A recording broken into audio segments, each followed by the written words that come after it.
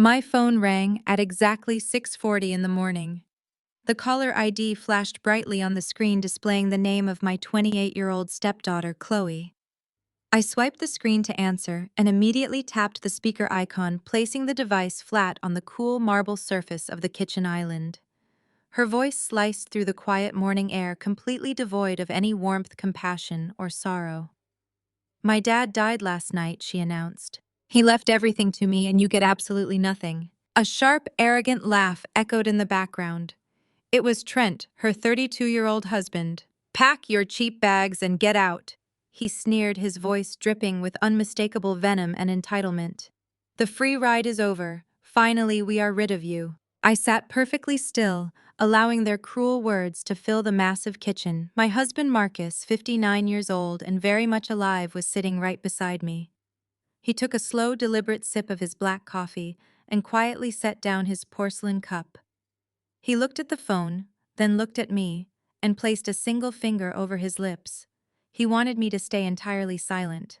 We listened as Trent and Chloe celebrated his supposed death right over the phone, sharing a moment of twisted joy, before the line went dead with a harsh click. Before I continue this story, let me know where you are watching from in the comments below.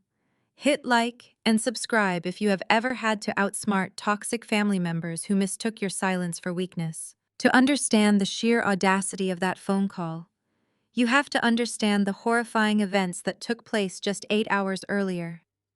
Marcus and I had hosted a massive charity gala at our Atlanta estate to raise money for young African American entrepreneurs. The evening was a beautiful celebration of Black excellence filled with brilliant minds, industry leaders, and community builders. It was flawless until Marcus suddenly collapsed in the main study. I was gasping for air, his face swelling uncontrollably, his hands clutching his chest in absolute agony. Trent had been the last person in the room with him. Trent had offered to fetch Marcus his nightly blood pressure medication from the upstairs bathroom.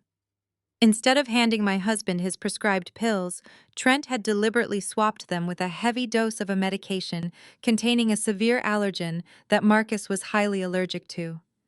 Trent and Chloe immediately slipped out the back doors, leaving Marcus alone on the study floor to die. But they grossly underestimated me. They always did. They saw a 34-year-old Black woman who preferred simple tailored clothes and natural hair, and they assumed I was just a naive trophy wife who got lucky. They had no idea. I always carried 2 EpiPens in my evening clutch because I am fiercely protective of my husband and his health history. I found Marcus fighting for his life, and I administered the injection within seconds. I completely stabilized his breathing before the private paramedics even arrived at the estate gates. We spent the remainder of the night at a highly secure private clinic under an assumed name to keep the media away. Marcus demanded total secrecy from the medical staff, refusing to let anyone know he had survived the attempt on his life. We returned to our estate just before sunrise. Marcus knew immediately who was responsible. Trent had always resented him.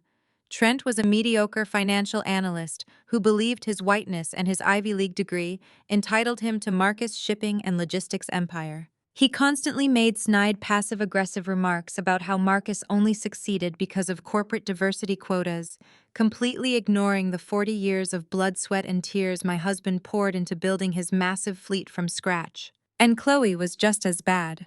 She hated me because I was only 6 years older than her. She spent her days draining her father's trust funds on designer bags, luxury cars, and lavish vacations, while loudly complaining to anyone who would listen that I was ruining her pristine family legacy. She had no idea that I had built my own natural skincare and hair care empire worth hundreds of millions of dollars entirely on my own. To her, I was just the gold-digging girl who sold cheap lotion out of the trunk of her car. At 8:30 that same morning, the heavy oak front doors of our mansion swung open with a violent echoing crash. Marcus had already slipped away to his private study, locking the heavy mahogany doors behind him to make his urgent calls to his contacts at the FBI. I remained standing in the grand foyer, waiting calmly for the intruders to reveal themselves. Chloe and Trent marched inside, flanked by 2 massive private security guards and a man holding a cheap leather briefcase who looked like a discount lawyer hired by the hour. But the absolute worst arrival was Beatrice. Beatrice was Marcus' ex-wife, 58 years old, and the self-proclaimed queen of her church social committee.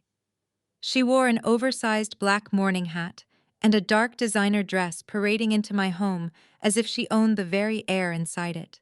She had always used her status in the church community to try and shame me, painting herself as the victim of a younger woman stealing her life. "Well, look who is still here," Beatrice announced, her voice echoing loudly off the polished marble floors. "I told you, Trent, she would be too stubborn to leave quietly. These types of girls always want to cling to the walls until you scrape them off." Chloe crossed her arms and glared at me, her eyes filled with undisguised hatred. "Did you not hear us on the phone, Maya? My father is dead. The house belongs to me now. Get your things and get out before I have my security team throw you onto the street where you belong." I stood near the grand staircase, keeping my hands clasped casually in front of me, refusing to let them see an ounce of fear. "I do not see a death certificate," I said, keeping my tone perfectly even and composed. "And you certainly do not have the legal authority to evict me from my own home without a court order." Trent stepped forward, invading my personal space with his chest puffed out. He threw a piece of paper directly at my face, letting it flutter to the floor between my feet. It was a hastily printed eviction notice lacking any real legal backing or judicial signatures. He leaned in close, his face twisted into an ugly, menacing smirk. "Get your cheap stuff out of our white-owned properties," he spat. His mask of polite society had completely vanished, revealing the deep-seated racist arrogance he usually tried to hide behind expensive suits. "Your playtime as a queen is over, little girl. You are nothing without Marcus, and Marcus is gone forever." I looked down at the paper on the floor and then back up at Trent. "You seem remarkably confident for someone who just committed a major federal crime," I said. My voice did not shake. I did not shed a single tear. I just stared at him with cold, calculated precision piercing right through his false bravado. Beatrice scoffed loudly, walking past me into the formal living room. "Do not try to use big legal words, Maya. It does not suit someone with your background." She stopped in front of a decorative console table where I had neatly arranged several bottles of my new organic hair oil line for a magazine photo shoot scheduled later that week. Beatrice picked up one of the beautiful glass bottles, examining the label with a look of pure, unadulterated disgust. "You think a few bottles of grease for black hair makes you a real business owner?" Beatrice mocked, holding the bottle up to the light. "You think this garbage makes you an equal to the Caldwell legacy? We come from generations of real money, Maya. You are just a temporary mistake." She opened her hand and dropped the bottle deliberately. The glass shattered against the marble floor, sending golden, expensive oil spilling across the pristine white tiles. She did not stop there. With a swift, violent sweep of her arm, Beatrice knocked the entire display over. Glass crashed and shattered, echoing sharply through the quiet house. My customized formulas, the result of years of laboratory research, testing, and hard work, pooled into a messy, fragrant puddle at her expensive heels. "Oops!" Chloe giggled, pulling out her phone to record the mess for her social media followers. "Looks like the little lotion factory is officially out of business." I looked at the shattered glass and the ruined products. I felt a massive surge of pure fury burning in my chest, but I forced my heart rate to remain steady. Emotional reactions were exactly what they wanted from me. They wanted me to scream, to cry, to beg for mercy. They wanted to record me having a massive meltdown so they could post it online and paint me as the crazy, unstable gold digger they always claimed I was. I absolutely refused to give them that satisfaction. Instead, I nodded slowly, keeping my expression completely unreadable. "I understand," I said softly. I turned around and walked up the grand staircase with my head held high. Behind me, the three of them cheered, clapping their hands and congratulating themselves on how easily they had broken my spirit. I walked into the master suite and pulled a single small carry-on suitcase from the back of the closet.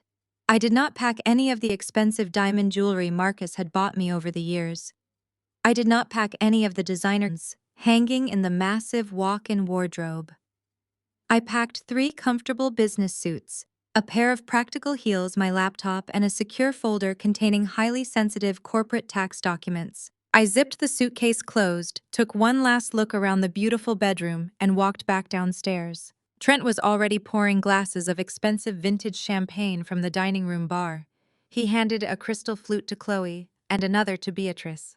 To the glorious new era of Caldwell shipping, Trent announced, raising his glass high in the air, an era driven by real intelligence and proper management. I rolled my suitcase through the foyer, the wheels crunching slightly over the broken glass from my hair care bottles.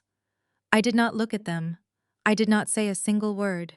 I simply opened the heavy front door and walked out into the crisp Atlanta morning air, leaving the house behind. Behind me, I could hear the loud popping of another champagne cork and the sound of Chloe squealing in sheer delight. They thought they had won the ultimate prize. They thought they had successfully murdered a titan of industry, stolen his massive empire, and humiliated his young wife. As I walked down the long, winding driveway toward the main security gates, a sleek black luxury sedan pulled up quietly beside me. The tinted rear window rolled down, revealing Marcus sitting in the shadows. His eyes were dark and intense, burning with a silent promise of absolute destruction. I opened the door, slid into the back seat, and pulled my suitcase in with me, closing the door firmly. They took the bait, I told my husband, settling into the plush leather seat. Marcus pulled a sleek tablet from the seat pocket, his fingers already flying across the screen to initiate our counterattack. "They have absolutely no idea what they just started," he replied, his voice low, calm, and incredibly dangerous. As the car glided smoothly down the street, leaving the mansion far behind us, I watched the iron gates close through the rearview window. Marcus handed me a fresh cup of coffee from a thermos he had prepared. He knew I needed the caffeine for the long day ahead. Our driver headed toward Buckhead, where my secret property awaited us. It was a hyper-modern mega mansion completely off the grid and untraceable by any of Trent's financial snooping. Marcus dialed a private number connecting directly to the director of the FBI. It was time to start freezing accounts and laying out the digital tripwires. We were going to let Trent believe he was a genius. We were going to let Chloe spend money she did not actually have. We were going to let Beatrice brag to her entire church congregation about her newfound wealth and status. And then, when they were standing at the very peak of their unearned arrogance, we were going to pull the floor out from under them. The engine of the sedan purred quietly as we vanished into the Atlanta traffic. Trent thought he had buried my husband and discarded me like trash. But he was about to learn that you never cross a self-made woman, and you certainly never try to murder a man who built his empire by crushing arrogant little boys just like him. The real game had just begun. The black luxury sedan slipped seamlessly into the heavy Atlanta traffic, leaving the sprawling old-world money of the Caldwell estate far behind us. Marcus leaned his head against the soft leather headrest, closing his eyes for just a moment to steady his breathing. The severe allergy attack from the night before had taken a massive physical toll on his body, but his mind was sharper than it had ever been. Our private driver took the expressway, heading straight for the exclusive neighborhood of Buckhead, navigating the morning commute with practiced ease. Chloe and Beatrice always assumed I was a penniless girl who hit the jackpot when I married an older, wealthy man. They never bothered to look past their own arrogant assumptions and deep-seated prejudices. If they had bothered to do even a basic background check, they would have discovered that I purchased the hyper-modern mega mansion we were currently driving toward 5 years ago in pure unadulterated cash through a blind trust. We pulled up to the imposing steel gates, hidden behind a thick line of ancient oak trees that provided absolute privacy from the main road. The gates swung open silently, recognizing the encrypted proximity signal from my secure mobile device. The long, winding driveway curved upward, revealing a massive architectural masterpiece of dark glass, polished concrete, and sustainable cedar wood. It was a fortress of my own making, entirely off the grid and untraceable by Trent Davenport and his invasive financial snooping. I stepped out of the car, breathing in the crisp morning air, and helped my husband up the wide front steps. The biometric scanner, at the main entrance, read my fingerprint and performed a rapid retinal scan before the heavy glass door slid open with a soft mechanical whisper. As we walked into the expansive minimalist living room, I immediately powered up the central command console hidden behind a sliding walnut panel. The entire house came alive with soft recessed lighting and the low hum of enterprise-grade servers hidden securely in the climate-controlled walls. I am not a gold digger, and I never was. By the time I was 29 years old, I had already built a natural cosmetics and hair care empire that generated hundreds of millions of dollars in annual revenue. I started by mixing natural raw oils imported directly from independent female farmers in Ghana and raw shea butter in my tiny basement apartment during my college years. I did this because I saw a desperate, urgent need for clean, high-quality products specifically formulated for Black women.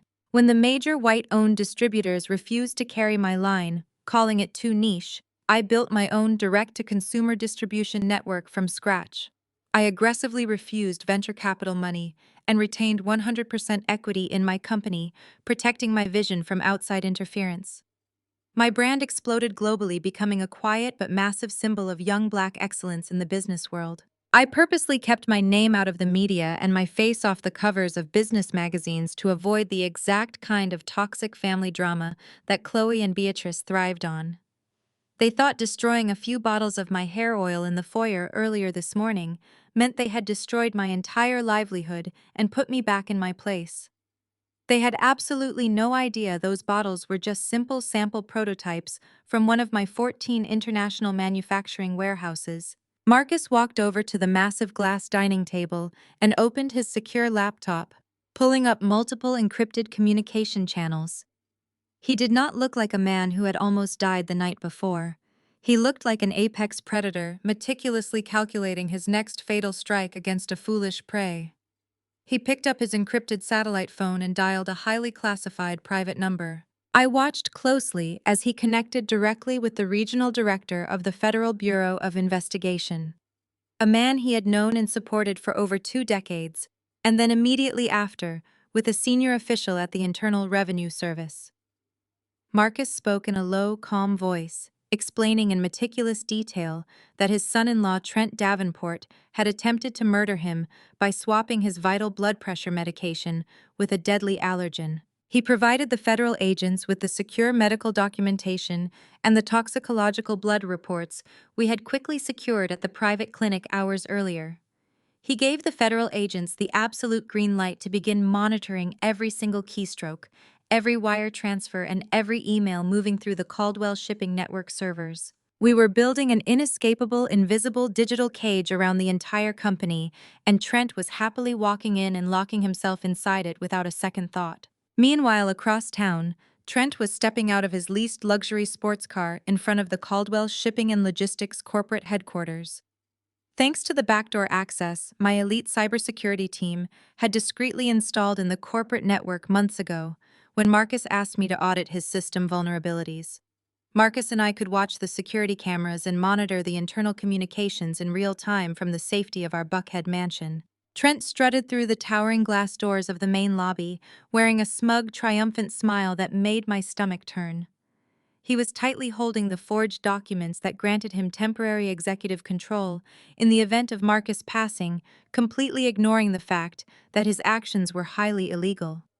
He entirely bypassed the standard legal protocols, ignored the confused morning receptionist, and marched directly into the executive boardroom on the top floor of the building. Trent demanded an immediate mandatory meeting with the 5 senior vice presidents of the company. These were 5 brilliant, highly educated Black men and women who had stood shoulder to shoulder with Marcus for 40 years through every economic downturn and industry crisis.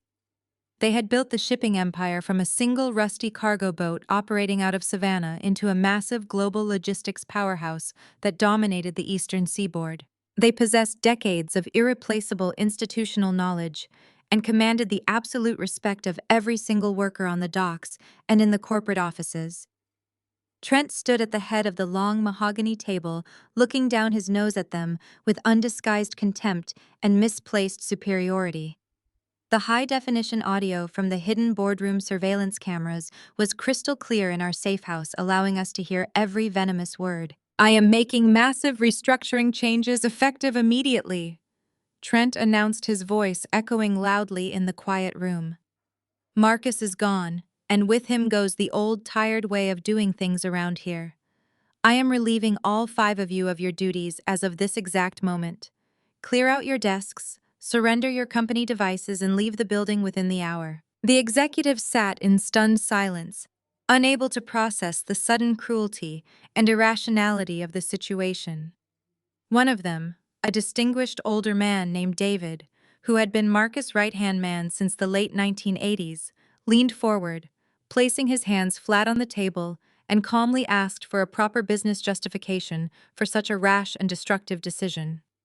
Trent scoffed loudly, crossing his arms over his chest. He looked at these brilliant industry veterans with absolute disgust, finally letting his true colors and deep-seated prejudices clearly show. This company desperately needs a sophisticated Wall Street intellect to survive in the modern global market, Trent spat out, leaning aggressively over the table. I will not tolerate this outdated street gang mentality disguised as corporate culture for one more day under my leadership. The era of diversity hires, charity positions, and handout promotions is officially over. We are bringing in real competent professionals now. You are all entirely obsolete and no longer welcome in my building. The blatant racism, the microaggressions, and the sheer disrespect in his words hung heavy and toxic in the air. The executives did not yell or cause an undignified scene. They were seasoned professionals who had survived much worse men than Trent Davenport throughout their long careers. They maintained their profound dignity, packed their personal belongings, and walked out of the boardroom without saying another word, leaving Trent alone to bask in his own toxic delusion of grandeur. He genuinely believed he was a superior business mind taking out the trash to optimize the company. He had absolutely no idea he had just arrogantly fired the only people who actually knew how to navigate the complex international supply chains and keep the multi-billion-dollar business running smoothly. Back in my hidden Buckhead mansion, I was intensely analyzing the dense data streams flowing directly from the corporate servers to my multiple high-resolution monitors. I watched on the live security feed as Trent sat in my husband's custom leather chair, putting his feet up on the desk, and logged into the master financial portal using the emergency access codes he had stolen from Marcus' private home safe during the chaos of the night before. The advanced monitoring software on my laptop suddenly flashed a bright warning banner across the screen, indicating a major unauthorized override in the philanthropic financial sector of the network. My heart sank heavy in my chest as I read the specific routing numbers and account details he was aggressively targeting. I asked Marcus to come look at the main screen. His voice was tight with rising tension as he walked over to stand quietly behind my chair. I kept my eyes glued to the rapidly scrolling data, my hands flying across the illuminated keyboard to securely trace the digital footprint Trent was recklessly leaving behind. He is not just firing your senior leadership team, Marcus, I said, my voice dropping to a harsh, urgent whisper.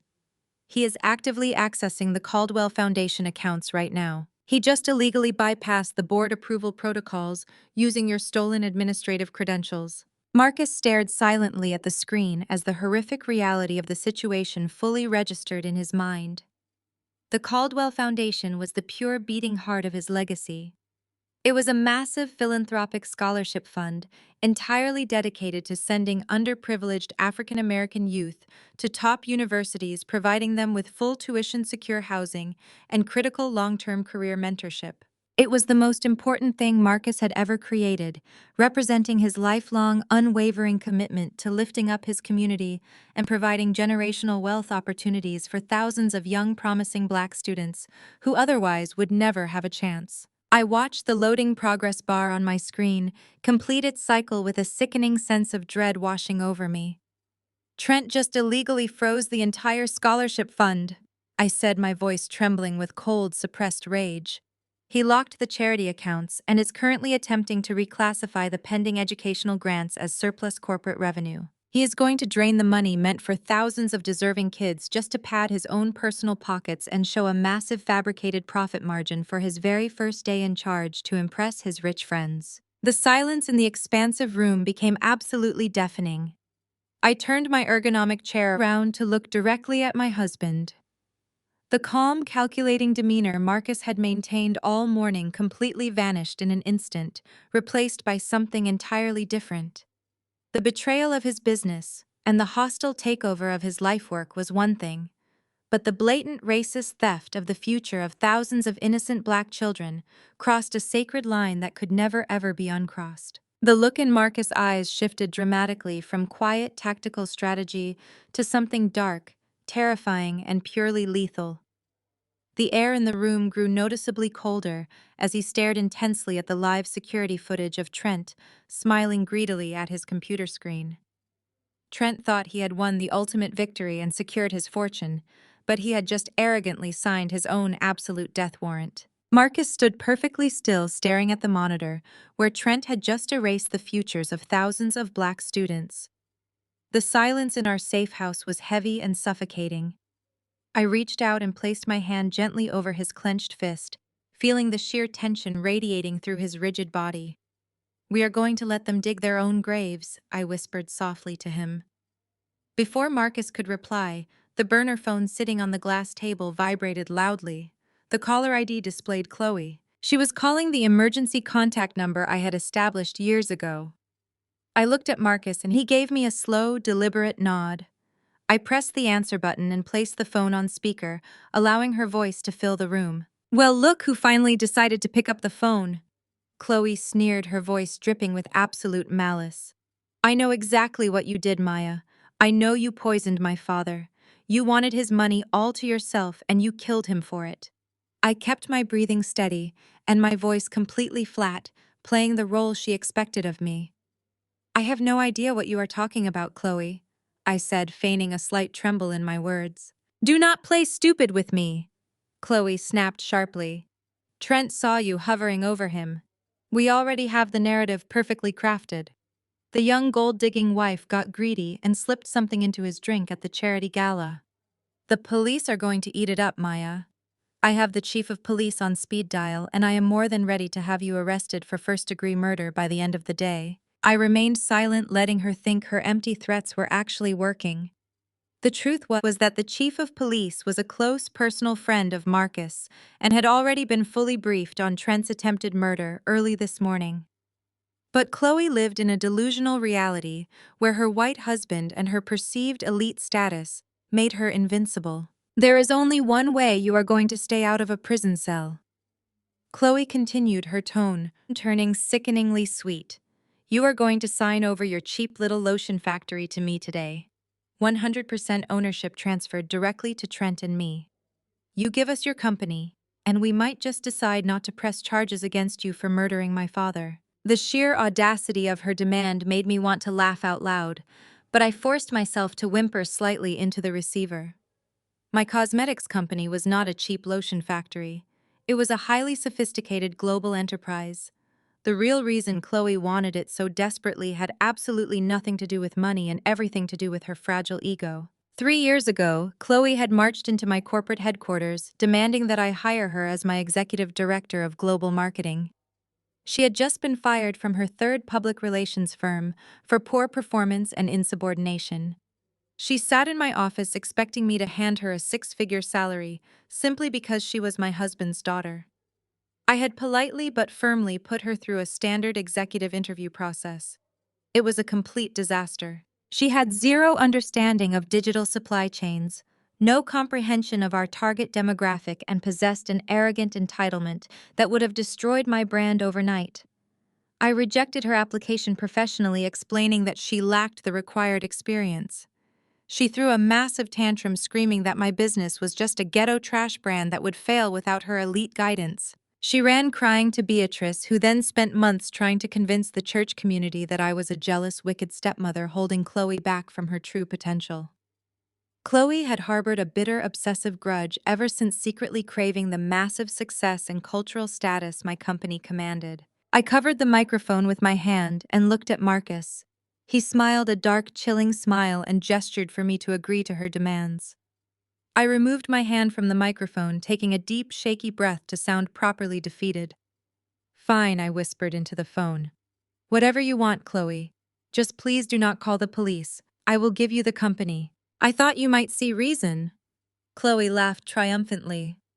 "Trent is having our lawyers draw up the transfer papers right now. You have exactly 2 hours to bring yourself down to the Caldwell shipping headquarters and sign everything over. Do not make us wait, Maya, or I will call the cops immediately." The line went dead. Marcus leaned back in his chair and crossed his arms over his chest. "Give it to them," he said, his voice low and raspy. "Give them exactly what they are begging for." I walked over to my secure terminal and began drafting the transfer documents myself. I was not about to sign whatever generic internet template Trent's discount lawyers had printed out. I worked directly with my elite team of corporate attorneys and forensic accountants who were currently standing by on a highly encrypted server. I did not simply draft a standard transfer of ownership. I carefully engineered a highly complex structured corporate tax liability trap hidden deep within the legal jargon of the equity transfer clauses. Months ago, my parent company had intentionally acquired a massive failing overseas distribution center specifically to absorb its massive tax liabilities as a strategic corporate write-off.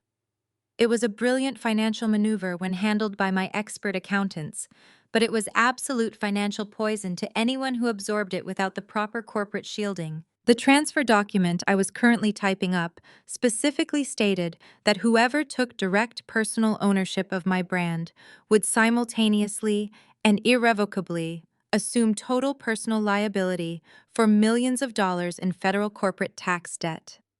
The clause was buried beneath pages of standard intellectual property transfer jargon completely invisible to an arrogant amateur like Trent Davenport. If they signed this document, they were not just stealing a company, they were legally binding themselves to a catastrophic federal tax burden that would instantly bankrupt them and trigger an automatic federal audit of their personal finances. I printed the documents on thick legal paper and placed them carefully inside a plain manila folder. It was time to put on the performance of a lifetime. I walked into my expansive closet and selected the most unassuming outfit I could find.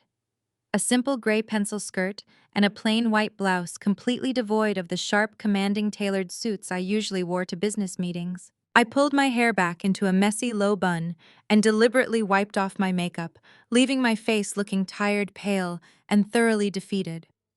I wanted to look exactly like the broken, helpless widow they desperately believed I was. My driver took me straight into the heart of downtown Atlanta, dropping me off at the towering glass facade of the Caldwell Shipping Corporate headquarters. I walked through the revolving doors, clutching the manila folder tightly to my chest, keeping my head bowed to avoid eye contact with the confused employees buzzing around the lobby. Rumors of Marcus' sudden death had clearly already spread through the building, casting a dark shadow over the usually vibrant workplace. I stepped into the executive elevator and pressed the button for the top floor. My heart completely steady, my mind perfectly clear. The heavy glass doors of the executive suite slid open, and I walked slowly toward the main boardroom. Trent and Chloe were sitting at the massive mahogany table, looking like royalty holding court. Beatrice was not there, presumably too busy planning her performative morning outfits for the upcoming days.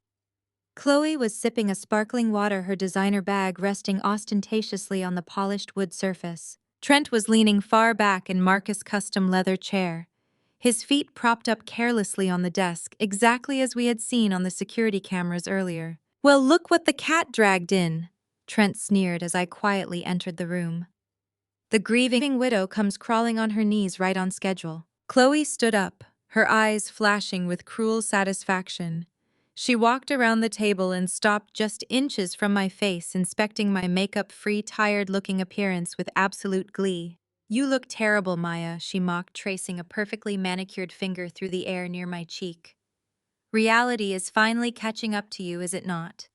The fake queen has lost her crown." I kept my eyes lowered, focusing on the floor tiles to maintain my facade of total submission. "I brought the papers," I whispered softly, sliding the manila folder across the smooth surface of the boardroom table. "These will transfer full 100% executive ownership of my entire cosmetics brand directly into Trent's personal holding account, just like you asked. Please, Chloe, just leave me alone. Do not go to the police." Trent laughed, a loud booming sound that echoed off the glass walls. He swung his feet off the desk and snatched the folder roughly from the table. He flipped it open and briefly skimmed the first page, barely looking at the dense legal paragraphs that followed. His sheer arrogance blinded him to everything else.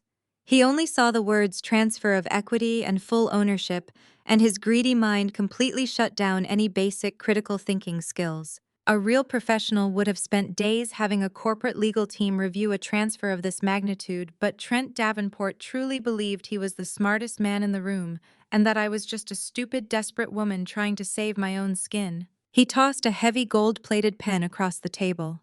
It clattered loudly and slid to a stop right in front of me. "Sign it," he ordered, his voice dripping with condescension. "Sign it right now, and maybe we will let you scurry back to whatever gutter Marcus pulled you out of." I picked up the pen, letting my hand shake just enough to make it look authentic. I looked up at Chloe, forcing a single calculated tear to well up in my eye and spill over my cheek. "Please, Chloe," I begged softly, my voice cracking perfectly on cue. "This company is everything I have ever worked for. It is my whole life." Chloe smiled, a chilling, soulless smile that sent a shiver down my spine. "It was never yours, Maya." "Maya," she whispered cruelly. "You never belonged in our world. You were just holding on to it until the rightful owners came to collect. Sign the paper." I slowly lowered the pen to the signature line at the bottom of the final page. I took a shaky breath and wrote my name, transferring full, unmitigated ownership of my multi-million-dollar global empire directly into the personal hands of Trent Davenport. I pushed the signed document back across the table, keeping my head bowed in absolute defeat. Trent snatched the paper up immediately, inspecting my signature with hungry, greedy eyes. He grinned broadly, completely unaware that he had just wrapped a massive federal noose directly around his own neck. He looked at the document and then looked up at me, his face twisted into an ugly mask of pure racial and class superiority. "Let us see if I can sell this ghetto trash brand for a few grand." Trent smirked, folding the document and carelessly tossing it into his designer leather briefcase. "Maybe some bottom-feeder distributor will take this cheap garbage off my hands so I can buy Chloe a new car." "You are dismissed, Maya.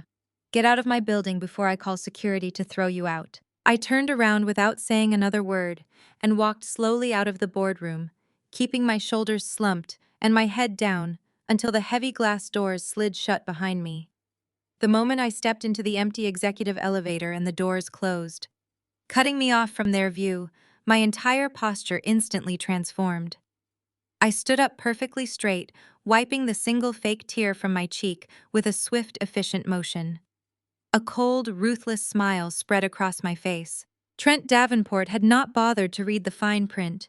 He had absolutely no idea that by eagerly signing his name and accepting direct personal ownership of that specific corporate entity, he had just legally assumed immediate and total personal liability for over $40 million in highly structured federal corporate tax debt. The IRS trap was officially set, and the countdown clock had just begun ticking. He thought he had stolen a fortune, but he had just willingly swallowed a massive, lethal financial poison pill, and he was going to drag Chloe down into the abyss right alongside him. The grand ballroom of the Ritz-Carlton in downtown Atlanta looked nothing like a place of mourning. Chloe and Beatrice had spared absolutely no expense in transforming my husband's memorial service into a grotesque, lavish networking event that closely resembled a high society gala. As I stepped out of the black SUV and walked toward the main entrance, the sound of upbeat jazz music and clinking champagne glasses echoed down the marble hallways. There was not a single tear to be found in the entire building. Instead, there was only the loud, booming laughter of opportunistic vultures circling a fresh kill. I paused just outside the heavy double doors of the ballroom, taking a slow, measured breath. I was wearing a simple, elegant, high-necked black dress that fell gracefully below my knees. My hair was pulled back into a neat, modest bun, and I wore absolutely no jewelry except my wedding band and a custom-tailored blazer with distinct diamond-encrusted buttons. I looked exactly like a grieving widow should look, which stood in massive, stark contrast to the absolute circus taking place inside the room. I pushed the doors open and stepped inside, quietly observing the horrific scene unfolding before me. The room was bathed in golden light and packed with the wealthy elite of Atlanta, along with the entire congregation of Beatrice's church. Massive ice sculptures carved in the shapes of cargo ships decorated the corners of the room, slowly melting into silver trays. Waitstaff in crisp white uniforms circulated rapidly, carrying silver platters loaded with expensive caviar and endless flutes of vintage champagne. Trent was holding court near the center of the room, surrounded by wealthy investors and competing logistics executives. He was holding a crystal glass in one hand and gesturing wildly with the other, completely intoxicated by his own unearned power. I could hear his arrogant voice cutting through the ambient noise, bragging loudly about his brilliant plans to completely restructure the company and erase Marcus' outdated legacy. He was actively using his father-in-law's supposed death as a slick public relations stunt to launch his own brand new era of corporate dominance. He laughed heartily at a joke someone made, completely devoid of any human empathy or respect for the man who had built the empire he was currently stealing. Chloe was standing near a massive floral arrangement, wearing a skin-tight, plunging black designer gown that looked more appropriate for a night out at a high-end club than a funeral. She was busy posing for photos with her socialite friends, holding up a glass of champagne and pouting her lips for the camera. She did not look like a daughter who had just lost her father to a sudden tragic heart attack. She looked like a spoiled child who had just won the lottery and was eagerly planning how to spend every single dime. And then there was Beatrice. She was stationed strategically near the front of the room, completely surrounded by the most influential elders and gossip mongers of her church community. She wore a massive, dramatic black hat with a sweeping veil, playing the role of the tragic first wife with absolute theatrical perfection. She would occasionally dab at her perfectly dry eyes with a lace handkerchief before leaning in to whisper poisonous lies into the ears of anyone who would listen. My presence in the doorway did not go unnoticed for long. The chatter near the entrance slowly began to die down, spreading like a quiet wave across the massive ballroom. Heads turned one by one, and judgmental eyes locked onto me. The whispers started immediately harsh and unforgiving. The church ladies leaned their heads together, muttering under their breath about the young gold-digging wife who had finally been put in her place. I kept my chin high and walked slowly into the room. I did not shrink under their cruel stares. I moved with the quiet, profound dignity of a woman who knew exactly who she was and exactly what she was capable of. I walked toward the front of the room, intending to simply pay my respects at the empty casket display and leave. But Beatrice had an entirely different plan in mind. She spotted me from across the room, and her eyes lit up with malicious, predatory joy. This was the moment she had been waiting for. She excused herself from her circle of church friends and picked up a massive, oversized glass filled to the brim with dark red wine from a passing waiter's tray. She began walking directly toward me, her pace deliberate and calculated. Chloe noticed her mother moving and quickly followed closely behind, pulling out her phone to record the upcoming confrontation. Beatrice stopped just a few feet in front of me, blocking my path to the memorial display. She looked me up and down with undisguised disgust, her lips curling into a cruel, hateful sneer. "You have a lot of nerve showing your face here today, Maya," she said, her voice raised loudly enough to ensure that the entire room was forced to listen. "You do not belong here. This is a gathering for family and for people who actually loved Marcus, not for the parasitic leech who drained the very life right out of him." I stood perfectly still, refusing to take the bait. "I am here to pay my respects to my husband, Beatrice," I said, my voice low, calm, and perfectly controlled. "Please step aside." Beatrice let out a sharp, hysterical laugh that echoed off the high ceilings. "Your husband," she mocked loudly, turning to look at the gathered crowd. "You hear that, everyone? The little girl who sold cheap lotion out of her basement thinks she was actually a real wife. You were nothing but a temporary distraction, Maya. You were a midlife crisis that went on entirely too long. And now that he is gone, we all know the absolute truth about what you really are." The room was completely silent now, save for the soft jazz music still playing inappropriately in the background. Every single person in the ballroom was watching us, waiting to see how the young widow would react to being publicly humiliated by the established first wife. Trent had stopped his networking and was watching from the sidelines, a wide, satisfied smirk plastered across his pale face. Chloe stepped up right beside her mother, holding her phone high to ensure she captured every angle. "You killed him, Maya!" Chloe shouted, her voice shrill and accusatory. "You stressed him out and you broke his heart and you pushed him right into an early grave just so you could try to steal his money. But you failed. You get absolutely nothing. I looked at Chloe and then back at Beatrice. My expression remained completely neutral, a blank slate of absolute stoicism. I did not defend myself. I did not engage in their pathetic screaming match. I just looked at them with cold, analytical precision, mapping out exactly how thoroughly I was going to destroy their lives in a few short days. My silence only infuriated Beatrice further. She wanted a fight. She wanted me to scream and cry and act like the unstable, angry black woman stereotype she had constantly tried to paint me as. When I refused to give her the reaction she desperately craved, she decided to escalate the situation to physical humiliation. With a sudden dramatic gasp, Beatrice pretended to stumble forward on her expensive heels. She lunged directly at me, throwing her arms up in a highly exaggerated display of losing her balance. As she fell forward, she violently forcefully swung the massive glass of dark red wine directly at my chest. The cold, sticky liquid hit me with a heavy splash, soaking instantly into the delicate fabric of my modest black dress. The dark red stain spread rapidly across my chest and down my skirt, ruining the garment completely. The wine splashed up onto my neck and dripped down onto my leather heels, leaving me standing there dripping and stained in the middle of the opulent ballroom. A collective gasp rippled through the crowd. Beatrice caught her balance perfectly, smoothing down her own dry, immaculate dress. "Oh my goodness!" she cried out, her voice dripping with fake, exaggerated shock. "I am so terribly sorry, Maya. I completely lost my footing. The grief is just making me so weak and clumsy today." Chloe let out a loud, sharp bark of laughter, lowering her phone slightly. "Oops," she giggled maliciously. "Looks like the trash finally got taken out. You better go home and wash up, Maya. You are dripping all over our expensive venue." Beatrice stepped closer, lowering her voice so only I could hear the pure venom in her words. "You are a dirty little gold digger, and now everyone gets to see you exactly as you are," she hissed viciously. "You are a stain on this family, and I will personally make sure you never show your face in polite society again.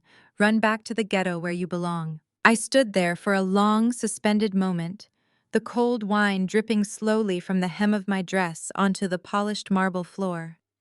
My heart rate remained perfectly steady. I did not raise a hand to strike her. I did not open my mouth to curse her. I simply reached into my small black clutch, pulled out a crisp white tissue, and calmly, methodically wiped a single drop of wine from my collarbone. I looked deeply into Beatrice's eyes. There was no fear in my gaze, no humiliation, no defeat. There was only the quiet, terrifying promise of absolute ruin. I tossed the stained tissue onto the floor right at her feet. "Enjoy the champagne, Beatrice," I said softly, my voice smooth as glass. "It will be the last expensive thing you ever drink." I turned on my heel and walked slowly, deliberately toward the exit. I kept my back perfectly straight and my head held high, ignoring the whispers and the cruel, mocking laughter that followed me out the door. I walked out of the ballroom, leaving the noise and the blinding lights behind, stepping out into the cool evening air, where my private driver was already waiting with the door of the black sedan held open. I slid into the back seat, sinking into the plush leather. Marcus was sitting right there waiting for me, holding a fresh, dry towel. He reached out and gently wiped a stray drop of wine from my cheek. His jaw clenched so tightly I could hear his teeth grinding together in the quiet space of the car. He had been forced to sit and watch the entire horrific display on the live feed, and the sheer rage radiating from his body was palpable. I placed my hand firmly over his chest, feeling his heart pounding against his ribs.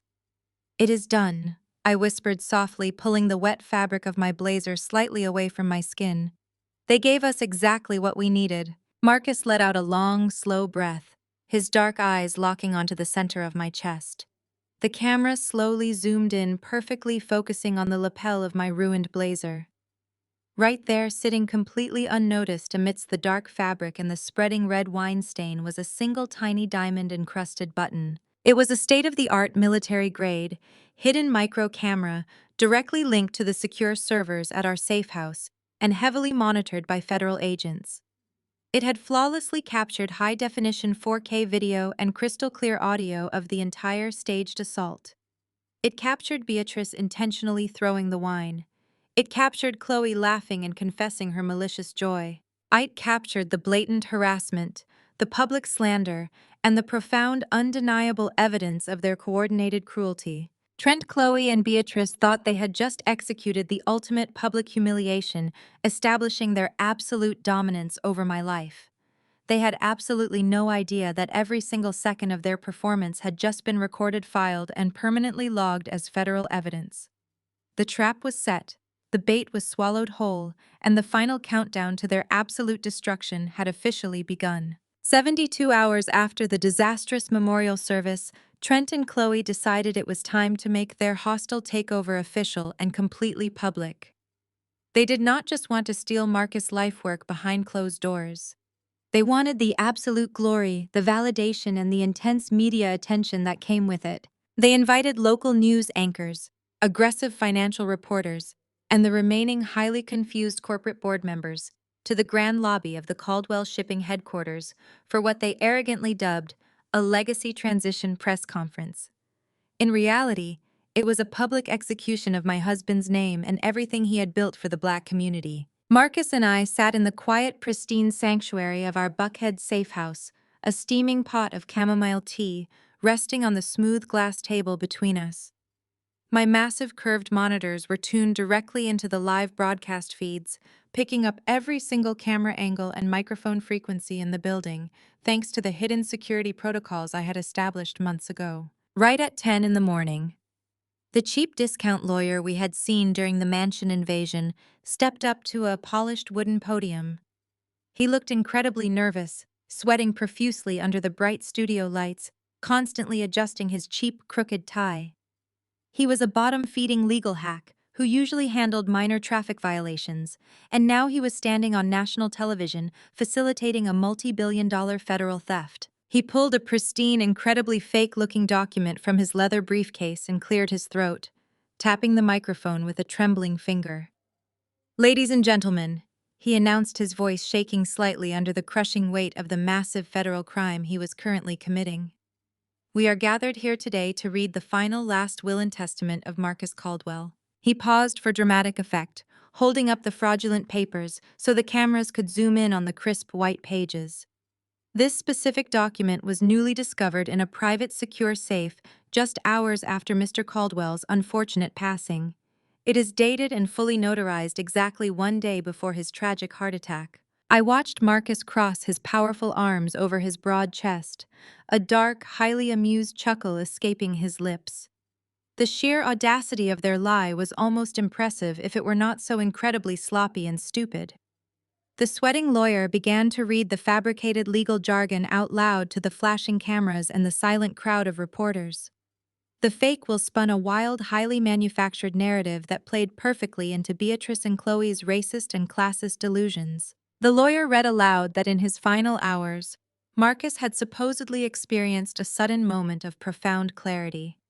The fake document claimed my husband had suddenly realized that his young wife Maya was nothing but a manipulative, ruthless gold digger who had deceived him for years, just to drain his accounts and build her own inferior cosmetic brands. The forged document specifically stated that Marcus was of sound mind and was officially stripping me of every single penny, every real estate holding, every trust fund, and every single share of corporate stock.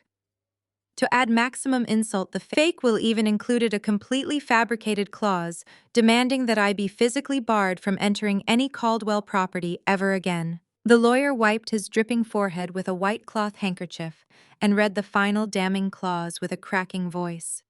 The entirety of the Caldwell shipping and logistics empire, all massive liquid assets, and the absolute executive control of the corporate board are hereby transferred completely and irrevocably to my beloved daughter Chloe and her husband Trent Davenport to manage as they see fit.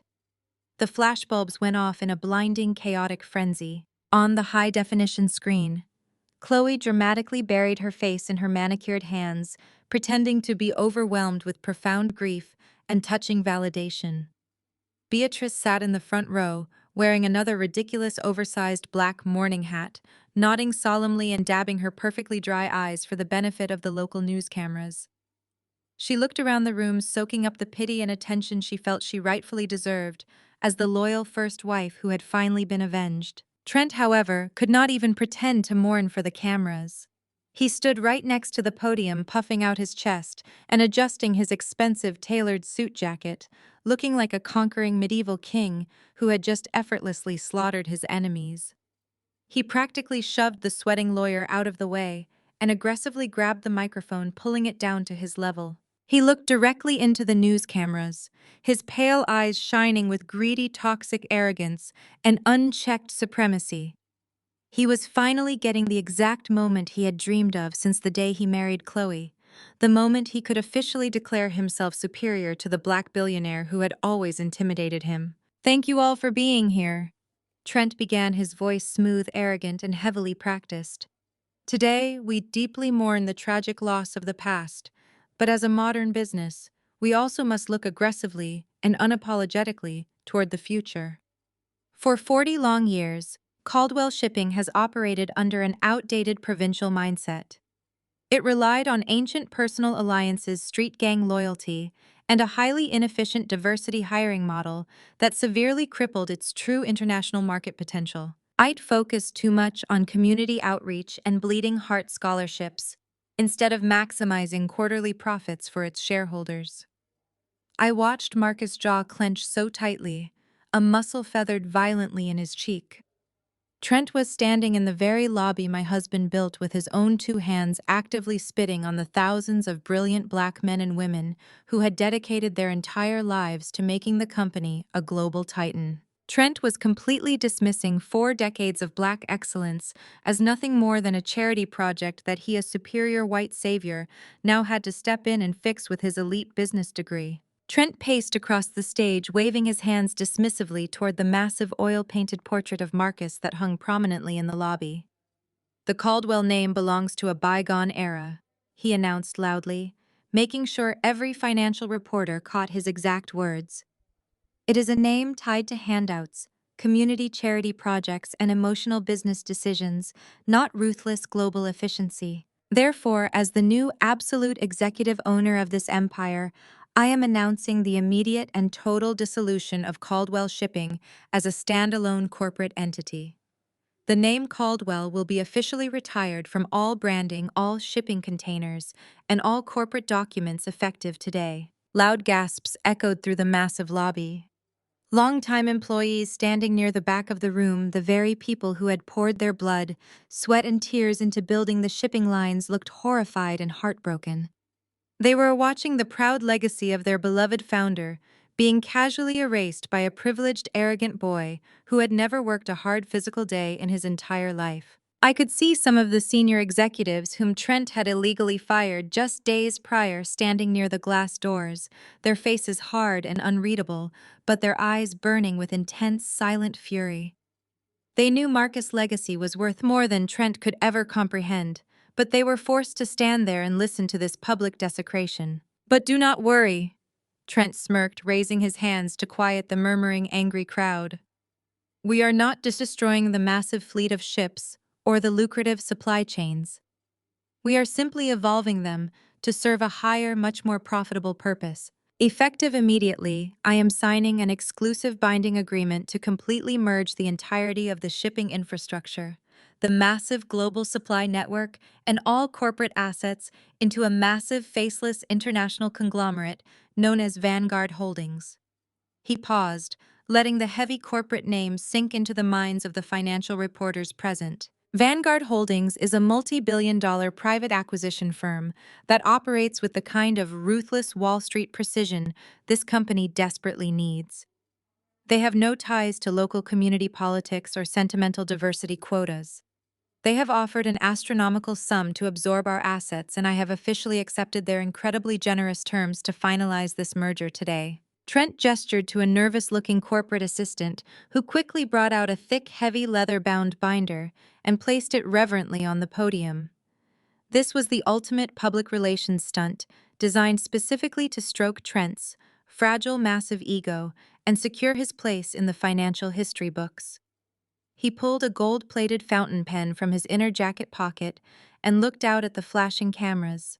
His face twisted into an ugly mask of pure, unadulterated triumph. "This signature officially erases the old, inefficient Caldwell legacy and brings us boldly into the modern future," he declared proudly, holding the pen up for the photographers to capture. He leaned over the wooden podium and signed his name on the dotted line with a dramatic sweeping flourish, sealing the fate of the multi-billion-dollar shipping empire and legally executing the massive corporate merger right there on live television. He held the signed document up for the cameras, flashing a blinding white smile as Chloe rushed the stage to throw her arms around his neck, celebrating their absolute theft and their supposed new immense wealth. Back in the quiet, ultra-secure environment of our hidden Buckhead mansion, the live feed continued to play, showing Trent and Chloe shaking hands with reporters and posing for photos with the fraudulent legal documents. The room was completely silent, except for the low, steady hum of the massive computer servers lining the walls and the gentle ticking of the grandfather clock in the corner. I reached out and picked up my delicate porcelain teacup, the warm floral scent of the chamomile soothing my heightened senses. I took a slow, delicate sip of the hot tea, savoring the absolute quiet perfection of the moment. What Trent did not know, what he could not possibly fathom, in his wildest arrogant dreams, was that Vanguard Holdings was not a faceless international conglomerate run by old white men on Wall Street. Vanguard Holdings was a highly classified elite shadow corporation that I had personally founded and fully incorporated when I was just 29 years old. It was the absolute apex of my corporate power, completely legally insulated and 100% solely owned by me. I slowly turned my ergonomic chair to look at my husband. Marcus was staring at the large monitor, a deep, dangerous satisfaction burning brightly in his dark eyes. The lethal trap we had spent the last several days meticulously setting had just snapped shut with a deafening, invisible metallic clang. Trent Davenport had not just signed away Caldwell Shipping, he had legally, aggressively, and completely, voluntarily signed over every single asset, every ship, every warehouse, and his entire stolen empire directly back into my hands. I placed my teacup gently back onto its matching saucer, a chilling, triumphant smile spreading slowly across my face. He took the bait, I whispered softly, the words hanging heavily in the cool, conditioned air of our sanctuary. The days that followed the disastrous public press conference were a masterclass in watching sheer toxic arrogance completely blind a man to his own impending doom. Trent Davenport was riding a massive artificial high, convinced that he had just executed the single greatest financial takeover in modern corporate history. He walked through the glass corridors of Caldwell Shipping like a conquering emperor, entirely oblivious to the heavy, invisible digital chains tightening around his ankles with every arrogant step he took. From the pristine safety of our hyper-modern Buckhead sanctuary, Marcus and I monitored his every move through the encrypted surveillance network I had seamlessly integrated into the corporate infrastructure. We watched Trent isolate himself completely from reality. He aggressively surrounded himself only with terrified junior analysts and spineless yes-men, having swiftly fired any senior legal counsel or veteran compliance officer who dared to suggest that he should slow down the Vanguard Holdings merger. He firmly believed that he was the smartest person to ever walk into that building.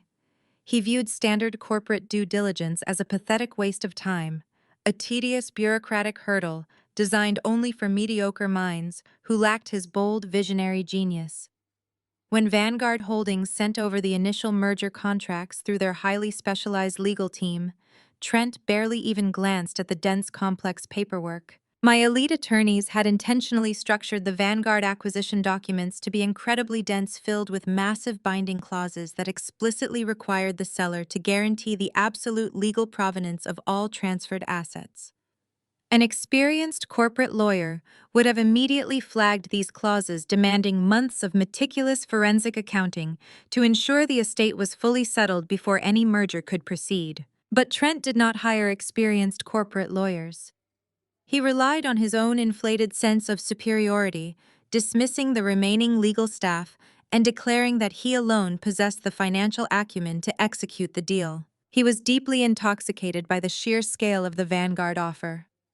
My shell company had deliberately proposed a staggering valuation for the shipping empire, an astronomical figure that fed directly into Trent's deep-seated racial and class insecurities.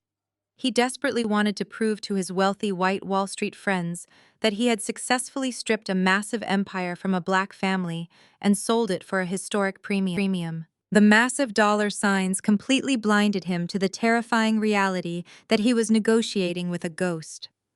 The Vanguard representatives who attended the virtual meetings with him were actually high-level corporate actors and elite negotiators I had personally retained operating under strict non-disclosure agreements. They played their parts flawlessly, stroking Trent's massive ego, praising his quick, decisive leadership and assuring him that Vanguard Holdings preferred fast, aggressive transactions over slow, tedious negotiations. While Trent was busy playing the role of a corporate titan, Chloe and Beatrice were fully engaged in their own toxic delusions.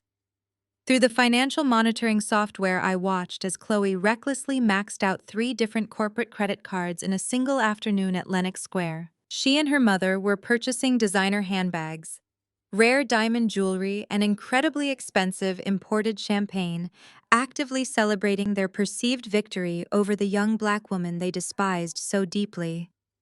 Beatrice was already making loud public arrangements to renovate Marcus' historic estate planning, to strip away all the beautiful curated art and cultural artifacts Marcus and I had collected during our travels, to replace them with cold, sterile modern decor. They were gleefully spending money that did not belong to them, completely ignorant of the fact that every single transaction was being meticulously logged, categorized, and added to the massive federal case file my husband was building with the Internal Revenue Service. Marcus sat beside me in the safe house, his presence a heavy, comforting anchor in the quiet room.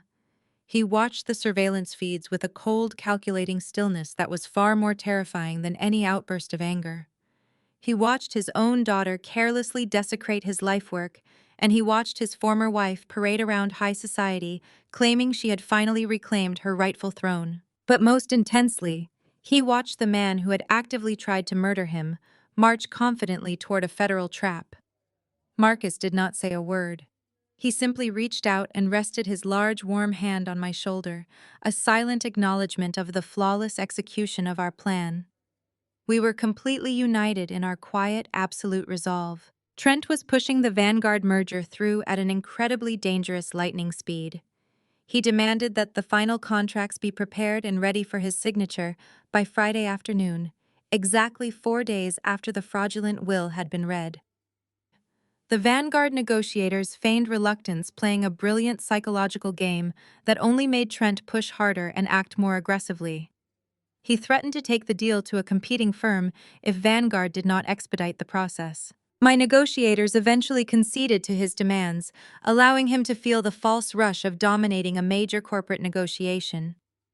However, they attached one very specific condition to the expedited closing. Vanguard Holdings would require a full, unrestricted legal transfer of all executive assets immediately upon signature, and in return Vanguard would wire a $50 million advance directly into Trent's personal holding account as a good faith gesture before the final multi-billion-dollar settlement cleared the following week. When Trent heard the number $50 million, his eyes practically rolled back in his head. The sheer blinding greed completely consumed whatever tiny fraction of rational thought he had left. He agreed to the terms instantly, without consulting a single financial advisor. He was going to receive $50 million of untraceable liquid cash directly into his personal control before the weekend even started. In his mind, he had officially won the game. He had successfully stolen the empire, humiliated the young widow, and secured generational wealth without facing a single consequence. Friday afternoon arrived with a heavy, suffocating tension in the air. Marcus and I sat in front of the massive command screens in our safe house, flanked by 2 senior federal agents who had arrived earlier that morning. The agents were quietly observing the live feeds, their recording equipment, actively capturing every single frame of video and audio from the corporate boardroom. Trent walked into the executive suite looking like a man who had just conquered the entire world. He was wearing a brand new bespoke suit that he had clearly purchased with stolen corporate funds, and his hair was slicked back in a perfect, arrogant imitation of a Wall Street billionaire. The boardroom was completely empty except for Trent and his discount lawyer, who was sweating nervously in the corner, clutching his cheap briefcase. The Vanguard documents were sitting perfectly aligned in the center of the massive mahogany table. They were printed on thick, expensive legal paper, the heavy black ink spelling out the absolute end of Trent's freedom. Trent did not even bother to sit down. He stood over the table, leaning his weight on his knuckles, staring down at the signature line with hungry, desperate eyes. He picked up his expensive gold pen and flipped to the last page. He did not read the dense legal warnings. He did not read the complex federal liability clauses. He did not read the explicit declaration that by signing the document, he was personally verifying the legal ownership of assets that he had stolen through a fraudulent will. He simply pressed the tip of the gold pen to the thick paper and signed his name in a series of sharp, aggressive strokes. The moment the ink dried on the page, a heavy, profound silence fell over our safe house. I watched the screen as Trent threw the pen down onto the table, letting out a loud, victorious shout that echoed off the glass walls of the boardroom. He turned to his sweating lawyer and aggressively slapped him on the back, demanding that the lawyer immediately send the scanned confirmation to Vanguard Holdings to trigger the massive wire transfer. I calmly turned my ergonomic chair toward the main terminal and accessed the Vanguard Holdings secure banking portal. I had pre-authorized the massive financial transfer hours ago, waiting only for the visual confirmation of his physical signature. With a single keystroke, I released the funds. A fraction of a second later, the surveillance audio picked up the sharp ping of Trent's private mobile device. He yanked the phone out of his pocket, his eyes widening as he stared at the banking notification on his screen. $50 million had just successfully cleared the international holding protocols and dropped directly into his personal offshore account. Trent threw his head back and laughed. It was a chaotic, ugly sound filled with dark, malicious triumph. He started pacing around the boardroom, aggressively punching the air and shouting about how he was completely untouchable. He genuinely believed he had just outsmarted an entire system of corporate safeguards. He believed he was a titan, an unstoppable genius who had rightfully claimed the wealth of a black family that he secretly viewed as vastly inferior to himself. But as Trent danced around the empty boardroom, celebrating his massive unearned fortune, the atmosphere inside our hidden Buckhead sanctuary was completely devoid of celebration. It was cold, clinical, and deeply severe. The federal agent standing to my left leaned forward, his eyes locked entirely on the screen. He picked up his encrypted radio and spoke 3 quiet, definitive words into the receiver. "We have it." By signing that highly specific legal document and accepting the $50 million advance, Trent Davenport had crossed a monumental, invisible threshold. He had not just signed a bad business deal. He had officially and voluntarily committed massive federal wire fraud across international banking lines. By attempting to sell a multi-billion-dollar logistics empire using a forged will, he had committed the illegal sale of stolen assets across state jurisdictions. The $50 million wire transfer was the absolute, undeniable proof of criminal financial receipt binding him completely to the federal crime. He had willingly walked into a meticulously designed legal slaughterhouse and locked the heavy steel doors behind himself. The FBI agent typed a rapid command into his secure terminal, instantly opening a massive active federal criminal file under the name Trent Davenport. The charges were immediately categorized as top-tier federal felonies, carrying mandatory minimum sentences that would ensure Trent would not see the outside of a maximum security prison for the rest of his natural life. The trap was no longer just a concept. It was an active, binding federal reality. Trent thought he was celebrating the ultimate lucrative victory of his life, but he was actually cheering for the final definitive end of his freedom. The $50 million sitting in his offshore account was not his glorious prize. It was the heavy, undeniable anchor that was going to drag him down into the darkest, deepest depths of federal prison. The pieces were finally in place, and the absolute destruction of Trent Davenport was no longer just a possibility, it was an inescapable guarantee. The sun began to set over the sprawling Atlanta skyline, casting long, dark shadows across the glass walls of the Caldwell Shipping corporate headquarters. The building was mostly empty now, the regular employees having left for the weekend, carrying the heavy, crushing weight of their uncertain futures. Inside our hyper-modern Buckhead safe house, the massive surveillance monitors illuminated the dim room with a cold blue glow. Marcus and I sat side by side, our eyes locked on the live feed from the executive suite. The two federal agents standing behind us remained perfectly still, their expressions hardened into masks of absolute professional disgust. Trent was still inside, Marcus' private office completely drunk on his own stolen power and the expensive vintage bourbon he had unceremoniously raided from my husband's personal cabinet. He had his suit jacket off, his tie loosened and his sleeves rolled up, trying to project the image of a weary but victorious Wall Street titan who had just conquered a lesser empire. He paced back and forth across the plush custom rugs, taking large, greedy gulps from his crystal glass, constantly checking his mobile banking app to stare at the $50 million balance sitting in his offshore account. The heavy mahogany door of the executive suite clicked open with a soft mechanical hum. Trent stopped his pacing and turned around, a wide, arrogant grin spreading across his flushed face. The person who slipped into the room and quickly locked the door behind her was not Chloe. It was a tall, slender woman with long, expensive extensions wearing a tight designer dress that left very little to the imagination. I leaned closer to the monitor, my eyes narrowing as I immediately recognized her face. It was Sydney. Sydney was Chloe's absolute best friend in the entire world. They had been inseparable since their days at a predominantly white private boarding school where they bonded over their shared love of extreme wealth and their mutual disdain for anyone they considered beneath their social class. Sydney had been the maid of honor at Chloe and Trent's lavish wedding. She was the woman Chloe trusted with all her secrets, the woman who constantly hyped up Chloe's toxic behavior and validated her massive ego. And now she was sneaking into my husband's stolen office after hours, locking the door with a practiced familiar ease that made my stomach turn. Trent set his glass down on the edge of the desk and opened his arms. Sydney did not hesitate. She walked straight into his embrace, wrapping her arms tightly around his neck. Trent pulled her close and kissed her deeply, a passionate, hungry display of absolute betrayal that was captured in stunning high definition by the hidden cameras I had installed in the ceiling fixtures. The sheer audacity of the moment was breathtaking. Trent was not just stealing from his wife's family, he was actively defiling their marriage right inside the headquarters of the empire he had just hijacked. "Did the money clear?" Sydney asked, pulling back slightly, a greedy, breathless anticipation in her voice. Trent laughed, pulling her against his chest again. Every single penny, he boasted, his voice echoing clearly through the sensitive audio receptors. $50 million of untraceable liquid cash, sitting perfectly in the Swiss holding account. Vanguard Holdings completely bought the lie. They handed over the cash without a single question. "I told you I was going to pull this off, baby.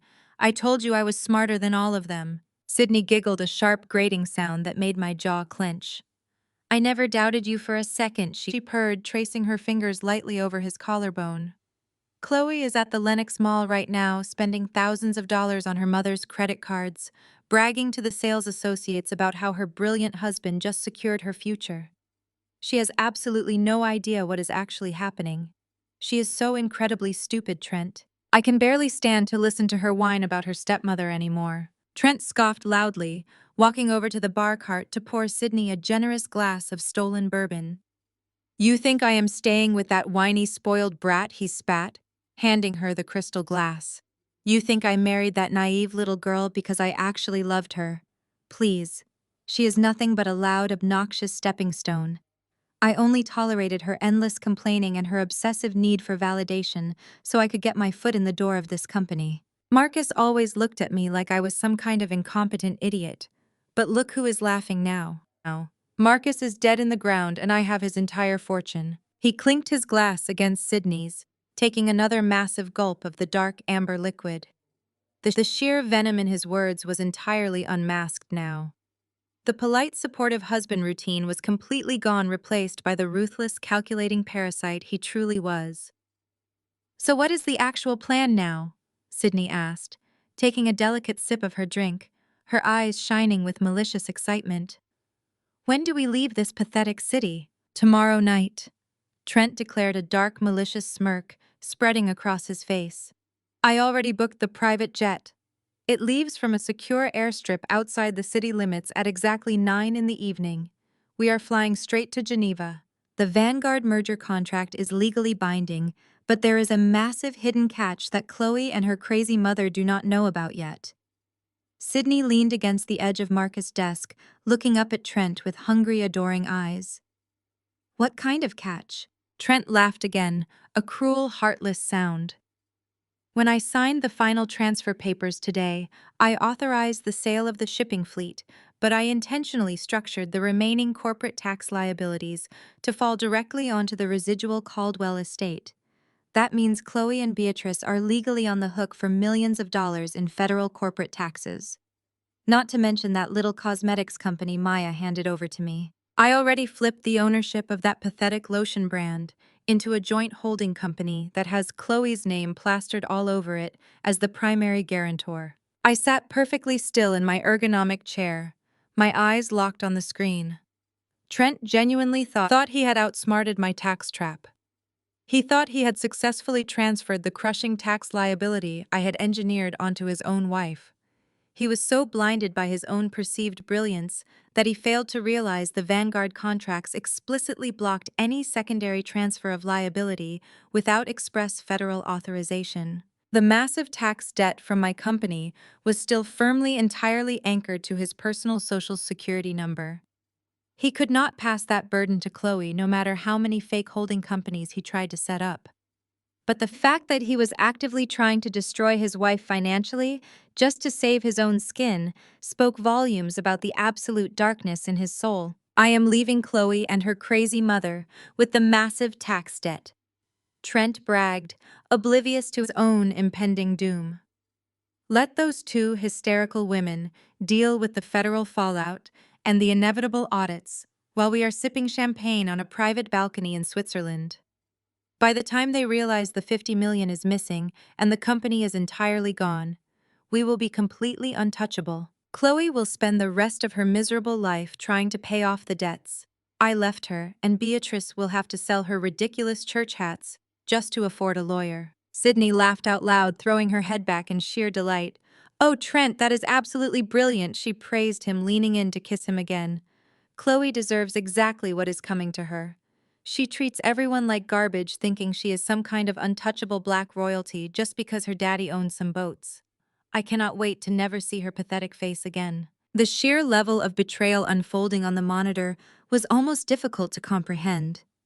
Chloe was a cruel, entitled, and deeply racist woman, but even she did not deserve to be utterly discarded and financially ruined by the two people she trusted most in the world. Her own husband and her absolute best friend were casually plotting to destroy her entire existence while standing in her dead father's office drinking his stolen liquor. I turned my head slowly to look at Marcus. He was sitting perfectly upright, his broad shoulders tense, his expression carved out of solid stone. He had spent his entire life trying to provide for Chloe, trying to guide her past the toxic influence of Beatrice, hoping she would eventually grow into a strong, independent woman. Instead, she had aligned herself with a vicious parasite who was currently mocking her very existence. The pain in Marcus' eyes was entirely hidden behind a thick, impenetrable wall of absolute cold fury. The two federal agents standing behind us were completely silent, diligently taking notes on their secure digital tablets. They had just witnessed a prime suspect confessing his explicit intent to flee the country with stolen federal funds while actively conspiring to commit massive tax fraud. Trent had just handed the FBI every single piece of evidence they needed to secure a denial of bail and an immediate flight risk classification. I turned my attention back to the central command console, my fingers hovering over the illuminated keyboard. The live feed continued to capture Trent and Sydney as they openly discussed the exact details of their illicit travel arrangements, the specific account numbers in Geneva, and their malicious plans to leave Chloe completely bankrupt. Every word out of their mouths was another heavy iron bar added to their inevitable prison cell. I did not wait for them to finish their toxic celebration. I initiated the secure intercept protocols I had programmed into the surveillance network. My hands moved rapidly across the keyboard, isolating the high-definition video stream and running a real-time audio clarification algorithm to ensure every single treacherous syllable was captured with absolute perfect clarity. I selected the last 30 minutes of footage perfectly encapsulating Trent's boastful confession of federal wire fraud, his admission of the fake will, and his disgusting display of infidelity with his wife's best friend. I initiated the download process, watching the progress bar fill rapidly with green light as the massive digital file transferred directly from the corporate servers to my highly encrypted standalone hard drive. I mirrored the download simultaneously, securely routing a secondary copy directly to the federal agent's secure database, ensuring the chain of custody for the digital evidence was completely unbroken and legally bulletproof. The progress bar hit 100% with a soft, satisfying chime. The file was fully secured, heavily encrypted, and permanently saved. I disconnected the feed from the main monitor, leaving the screen completely black. The room plunged back into a quiet, cool silence.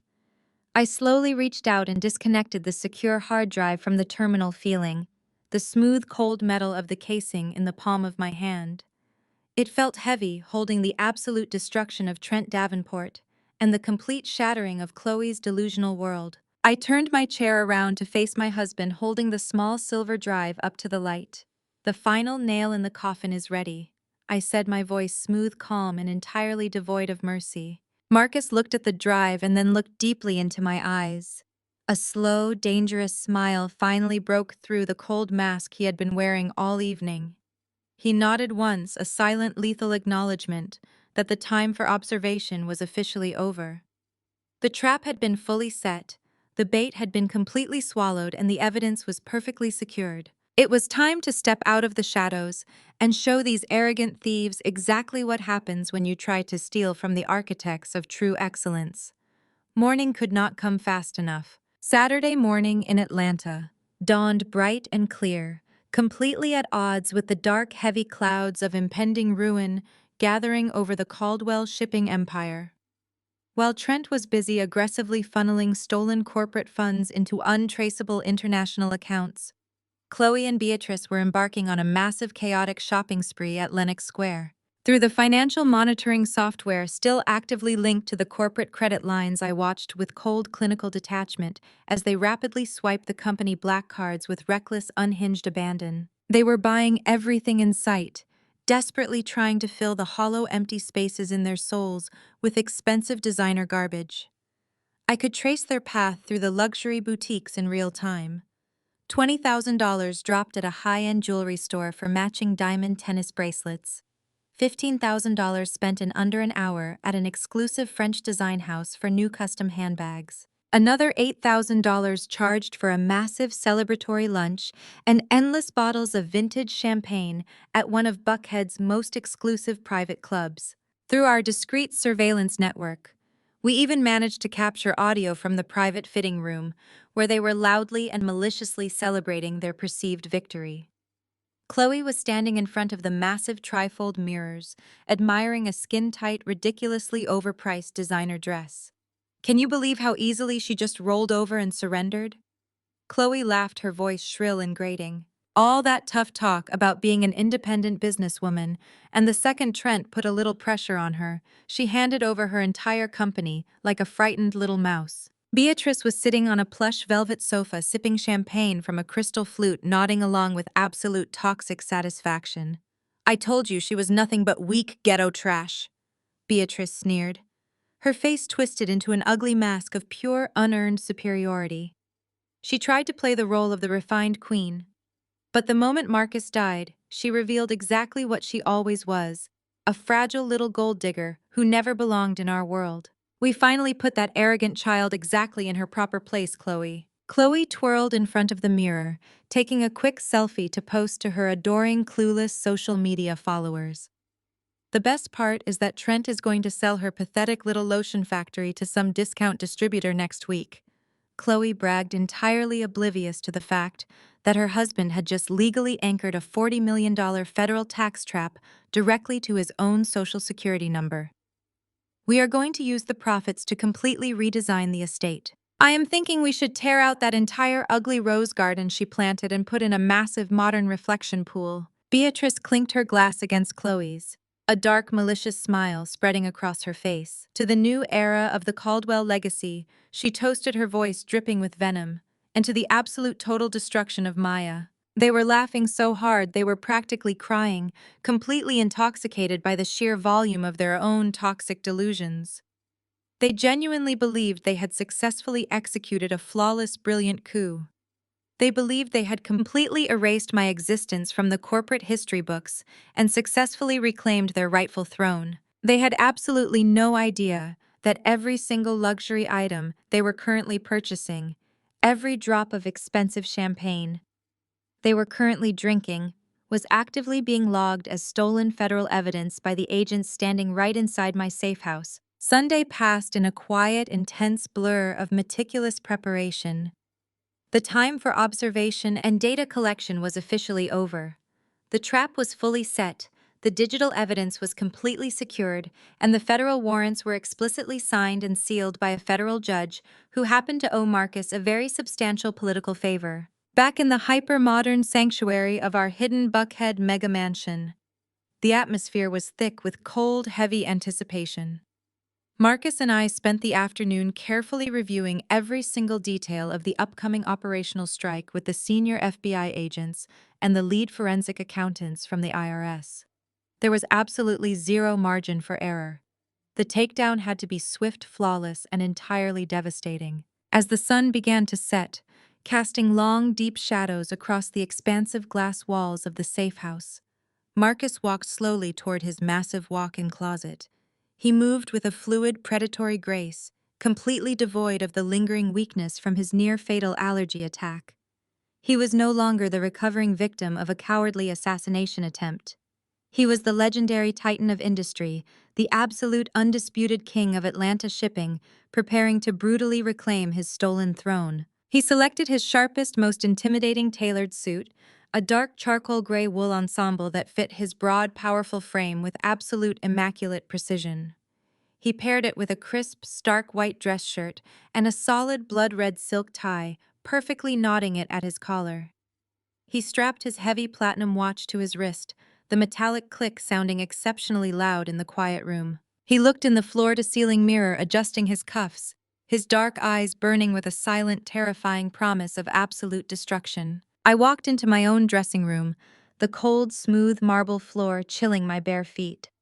I completely bypassed the dark, modest morning clothes I had worn to the disastrous memorial service. I was not playing the role of the broken, defeated widow anymore. I selected a commanding, immaculate, all-white tailored pantsuit designed specifically for the absolute highest levels of executive corporate warfare. The fabric was pristine, heavy, and completely unyielding. I paired it with a sleek ivory silk blouse and a pair of impossibly high-pointed white stiletto heels that echoed sharply against the marble floors, like the steady ticking of a lethal countdown clock. I pulled my hair back into a tight, severe bun, completely eliminating any softness from my appearance. I applied a bold, striking red lipstick, the exact same shade as the tie Marcus had carefully selected, perfectly mirroring his cold, calculated intensity. I checked my reflection in the mirror, seeing not the quiet, modest young wife Chloe despised, but the brilliant, ruthless, self-made CEO who had secretly manipulated their absolute downfall. I walked out of the dressing room and found Marcus standing near the massive glass windows looking out over the city skyline. He turned his head slowly, taking in my immaculate, all-white ensemble, a dark, dangerous smile spreading across his face. "You look like an executioner," he murmured softly, his deep voice rumbling through the quiet room. I reached out and gently straightened the lapel of his charcoal suit, my eyes locking onto his. "Tomorrow morning," I whispered, "we burn their fake empire straight to the ground." At exactly 8:30 on Monday morning, the heavy steel security gates of our Buckhead safe house swung open with a smooth mechanical hum. Two large, unmarked black SUVs rolled silently down the long, winding driveway, pulling up directly behind our waiting luxury sedan. The heavy doors of the SUVs opened simultaneously, and 5 highly trained, fully armed federal agents stepped out onto the driveway, their badges prominently displayed on their dark tactical vests. The lead agent, a tall, imposing man named Special Agent Davis, walked briskly toward us. He handed Marcus a thick, heavy manila folder containing the fully executed federal arrest warrants for Trent Davenport, Beatrice Caldwell, and Chloe Davenport. The charges were massive, comprehensive, and completely inescapable. Attempted murder, federal wire fraud, illegal sale of stolen corporate assets, massive tax evasion, and severe criminal conspiracy. "We are ready to move, Mr. Caldwell agent," Davis said, his voice brisk and highly professional. "The secondary tactical teams are already positioned at the private airstrip and the downtown bank branches. We have completely locked down every single exit at the shipping headquarters. They have absolutely nowhere to run." Marcus took the heavy folder, feeling the massive weight of the federal warrants in his hands. He looked at Agent Davis and then turned to look at me, a cold, lethal calm settling over his features. "Let us go collect the trash," he said simply. We climbed into the back of the luxury sedan, the two dark, unmarked SUVs falling perfectly into formation right behind us. The three-vehicle convoy moved aggressively through the busy Monday morning Atlanta traffic, moving with terrifying, silent precision toward the towering glass facade of the Caldwell Shipping corporate headquarters. Meanwhile, high up in the expansive executive suite of the shipping tower, Trent, Chloe, and Beatrice were blissfully unaware of the massive federal hurricane currently speeding directly toward them. They were sitting comfortably at the head of the massive mahogany boardroom table, sipping hot artisanal coffee and laughing loudly at a joke Trent had just made. The digital clock on the wall read exactly 8:55 in the morning.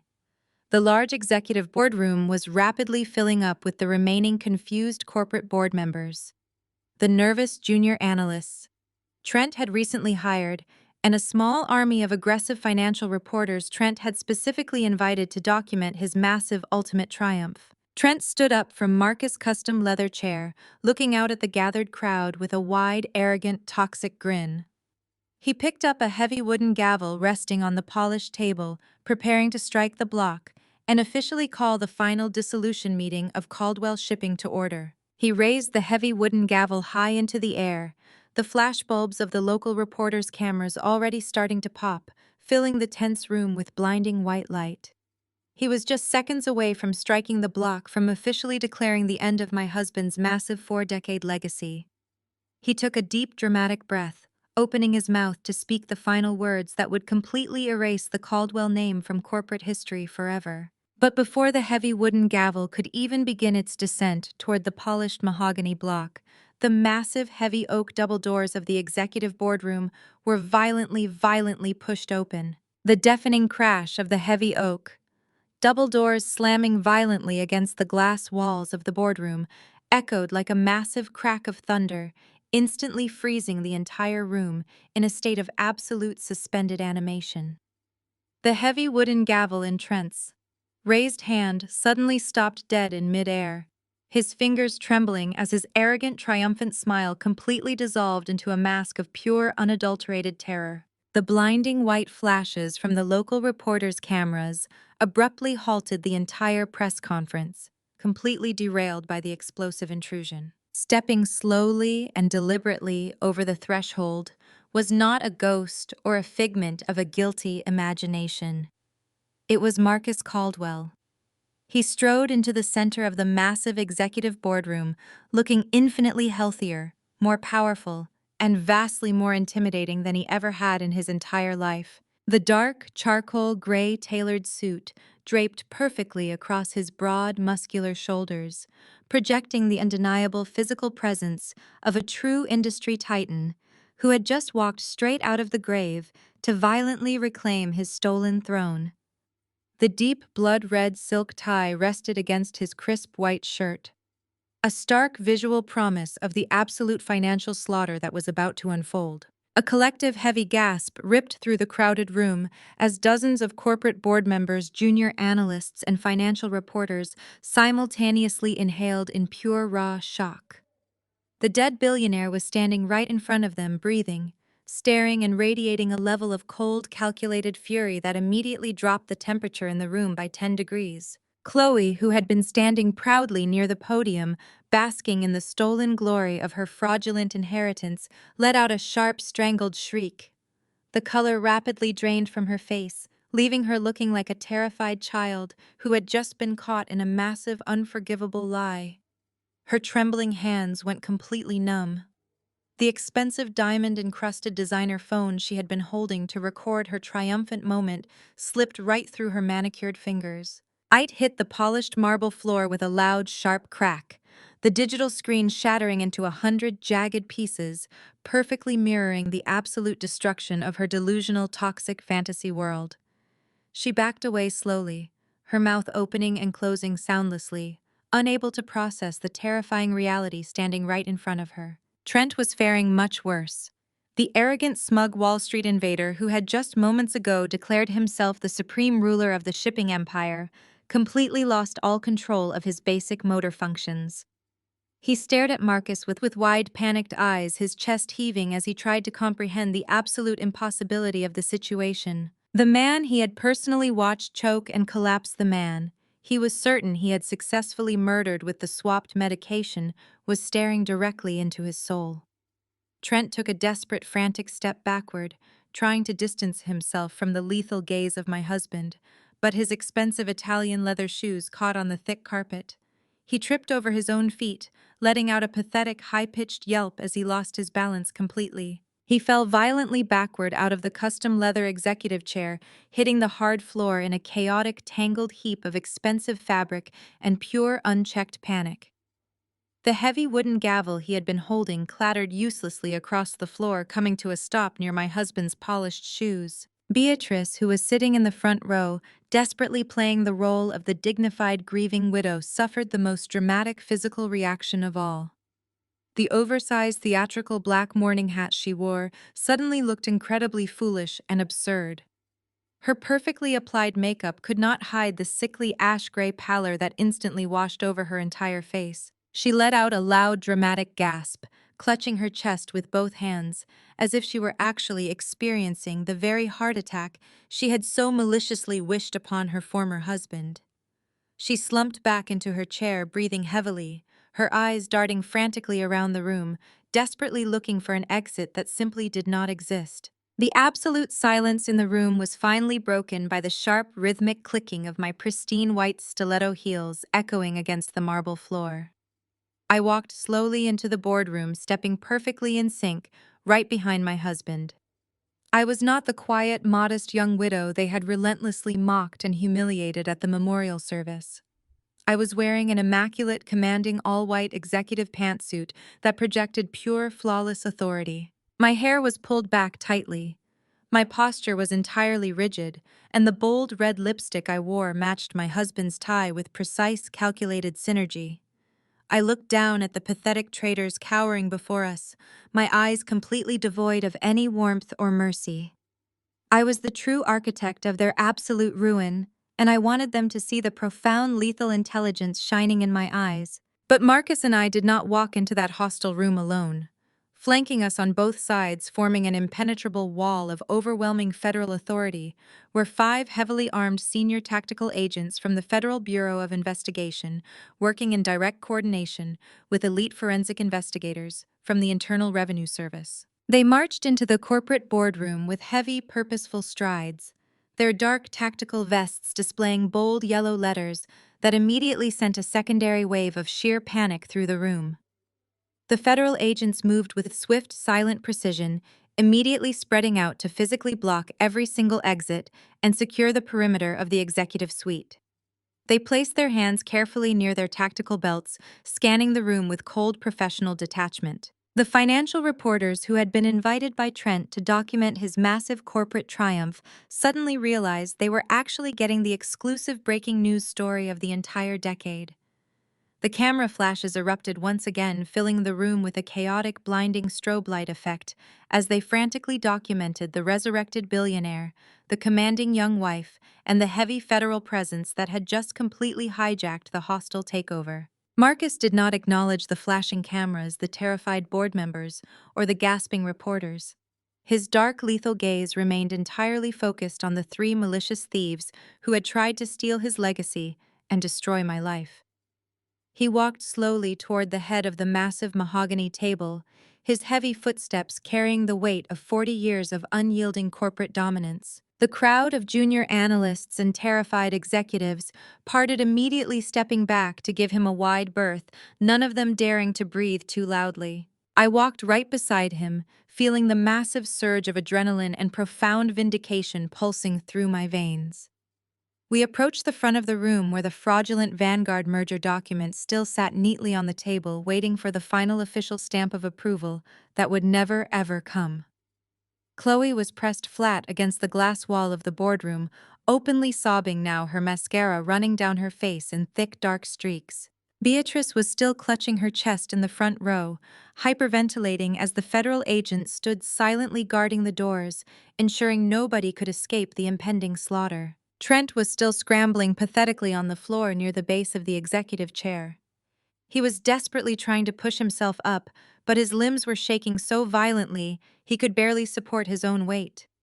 He looked up at Marcus, his pale face shining with cold sweat, his chest heaving as he tried to formulate a single coherent sentence. "Marcus." He stammered, his voice cracking into a high-pitched whine that completely stripped him of any remaining dignity. "Marcus, you were dead. The hospital said you were dead. The doctors said it was over. I saw the reports. I signed the papers." He was babbling uncontrollably, entirely exposing his own toxic guilt to the entire room filled with witnesses and federal agents. He was practically begging the air for an explanation, his arrogant Wall Street facade completely shattered into a million irreparable pieces. He looked like a terrified little boy who had just been caught playing a highly dangerous adult game he never actually understood. He scrambled backwards on the floor until his back hit the base of the heavy wooden podium, trapping him completely. Marcus stopped right in front of him, towering over the pathetic, trembling man who had arrogantly tried to erase his black legacy from the corporate history books. Marcus did not yell. He did not raise his voice or lose his profound, immaculate composure. The absolute stillness of his body was vastly more terrifying than any physical violence could ever be. He looked down at Trent, lying completely helpless and broken on the polished marble floor. The entire boardroom held its collective breath, waiting for the legendary shipping titan to deliver the final killing blow. Marcus slowly leaned forward, resting his large, powerful hands on the edge of the mahogany table. His dark eyes bored directly into Trent's terrified soul, stripping away every single ounce of unearned white privilege and toxic arrogance the younger man possessed. The silence in the room was so absolute that the sound of Trent's ragged, panicked breathing echoed loudly off the glass walls. "Get up, boy," Marcus said, his deep, rumbling voice echoing through the silent boardroom with absolute, crushing authority. "You are sitting in my wife's chair." Trent scrambled frantically against the base of the heavy wooden podium, his expensive, bespoke suit pulling awkwardly across his trembling shoulders. He pushed himself up, his knees visibly shaking, trying desperately to regain even a fraction of the arrogant Wall Street posture he had paraded around the building all week. He wiped the cold sweat from his pale forehead with the back of his trembling hand and let out a breathless, hysterical laugh that sounded more like a panicked wheeze. He looked frantically at the silent crowd of reporters, and then back at my husband, attempting to summon a false bravado that was entirely crumbling under Marcus' lethal gaze. "You think you can just walk back in here and take over?" "Trent?" stammered, his voice pitching upward uncontrollably. "You think you still own this place, Marcus? You are too late, old man. You are absolutely, entirely too late." Trent gripped the edge of the mahogany table, leaning his weight against it as he pointed a shaking finger directly at my husband. "I already sold it," he shouted desperately, trying to convince himself that he still held the ultimate power in the room. "I signed the executive merger agreements an hour ago. Caldwell Shipping does not even exist anymore. It is gone. I sold the entire fleet, every single warehouse, and the entire global supply chain to Vanguard Holdings. They are a multi-billion-dollar international conglomerate, and they have an army of elite corporate lawyers who will crush you if you try to interfere with their acquisition. Vanguard owns this building, Vanguard owns the ships, and Vanguard owns you. You have absolutely no power here anymore." A heavy, profound silence blanketed the massive executive boardroom. The financial reporters kept their cameras raised, their lenses focused squarely on the incredible standoff, but nobody dared to breathe. The senior federal agents standing guard by the glass doors remained perfectly still, their faces carved out of solid stone, waiting patiently for the absolute financial slaughter they knew was coming. Marcus did not blink. He did not shout or argue or try to physically intimidate the pathetic, trembling man standing before him. He simply took a slow, deliberate step to the side, yielding the center of the room completely to me. He looked at Trent with an expression of pure, unadulterated pity and gestured smoothly toward where I was standing. I walked slowly to the head of the massive mahogany table, the sharp, rhythmic clicking of my immaculate white stiletto heels slicing through the dead silence of the room. I carried a thick, heavy black leather binder tightly against my chest. I stopped directly across from Trent, looking at his sweating, pale face with absolute clinical detachment. I raised the heavy binder and dropped it onto the polished wood surface. It hit the table with a loud, echoing thud that made Beatrice physically jump in her front row seat. Vanguard Holdings sends its absolute warmest regards. Trent, I said, my voice smooth, calm and echoing with terrifying authority. Trent stared at the black binder, and then looked up at me, his brow furrowing in deep, frantic confusion. "What are you talking about?" He choked out, his eyes darting wildly between me and the heavy stack of legal documents. "You are just a stupid little girl who sells cheap lotion. You have nothing to do with Vanguard." I placed my hands flat on the smooth leather cover of the binder, leaning forward just slightly. "I founded Vanguard Holdings when I was exactly 29 years old," I said, speaking clearly and deliberately, so every single reporter in the room could capture my exact words. "It is a highly classified elite shadow corporation, created specifically as an aggressive acquisition firm and an impenetrable tax shelter. I am the chief executive officer, the sole majority shareholder, and the absolute undeniable owner of the entire Vanguard conglomerate." The collective gasp from the gathered crowd of corporate board members and junior analysts was audible. The local news reporters began frantically typing on their digital devices, desperately trying to process the monumental breaking news story unfolding right in front of them. Chloe let out a small, suffocated whimper from her place against the glass wall, her eyes wide with mounting terror as the walls of her delusional reality began to rapidly cave in. "You are lying!" Trent shouted, his face turning a blotchy, frantic red. "You are completely lying. I met with the Vanguard executives all week. They were senior Wall Street professionals. They transferred $50 million into my personal offshore account this morning. You do not have that kind of money. You do not have that kind of power. Those elite senior Wall Street professionals you met with are my personal employees." "Trent," I replied, my voice dripping with cold, calculated satisfaction. "They are highly specialized corporate actors and aggressive legal negotiators that I personally retain under strict non-disclosure agreements. I instructed them to play to your massive unearned ego. I told them to tell you exactly what you wanted to hear, because I knew your blinding racist arrogance would prevent you from ever doing standard legal due diligence. You thought you were the smartest white man in the room, stealing a legacy from a black family you secretly despised.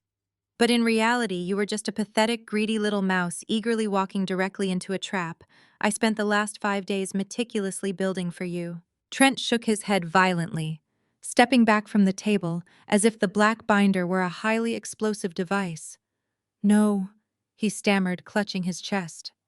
"No, the money cleared. The 50 million is in my account in Geneva. I saw the wire transfer." I slowly opened the heavy leather binder, flipping past the thick stacks of corporate acquisition paperwork until I reached the final signature page.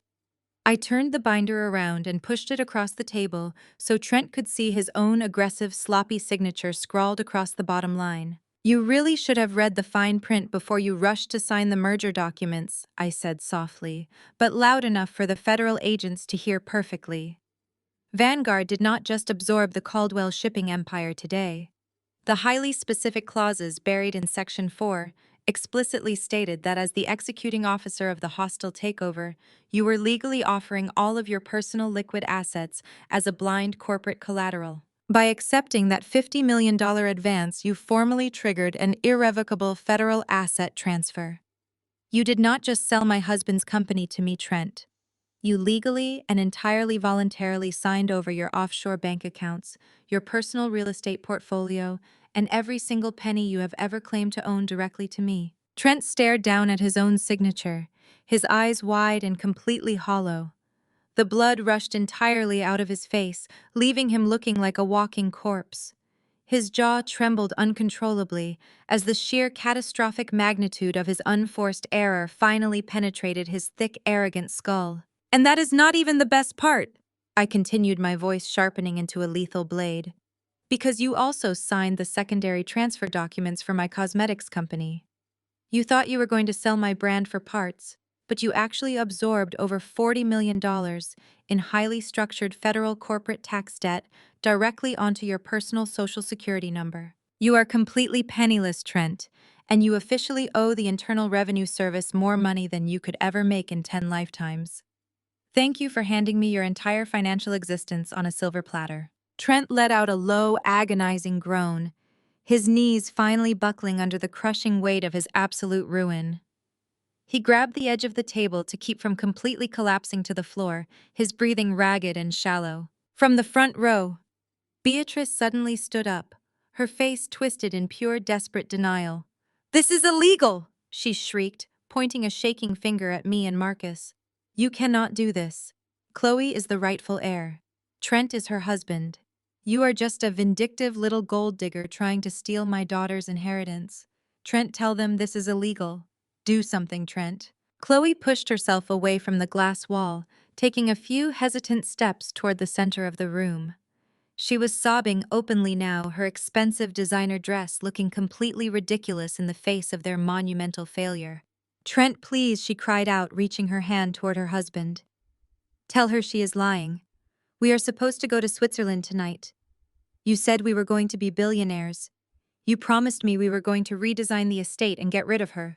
Tell her you have a backup plan." Trent did not look at Chloe.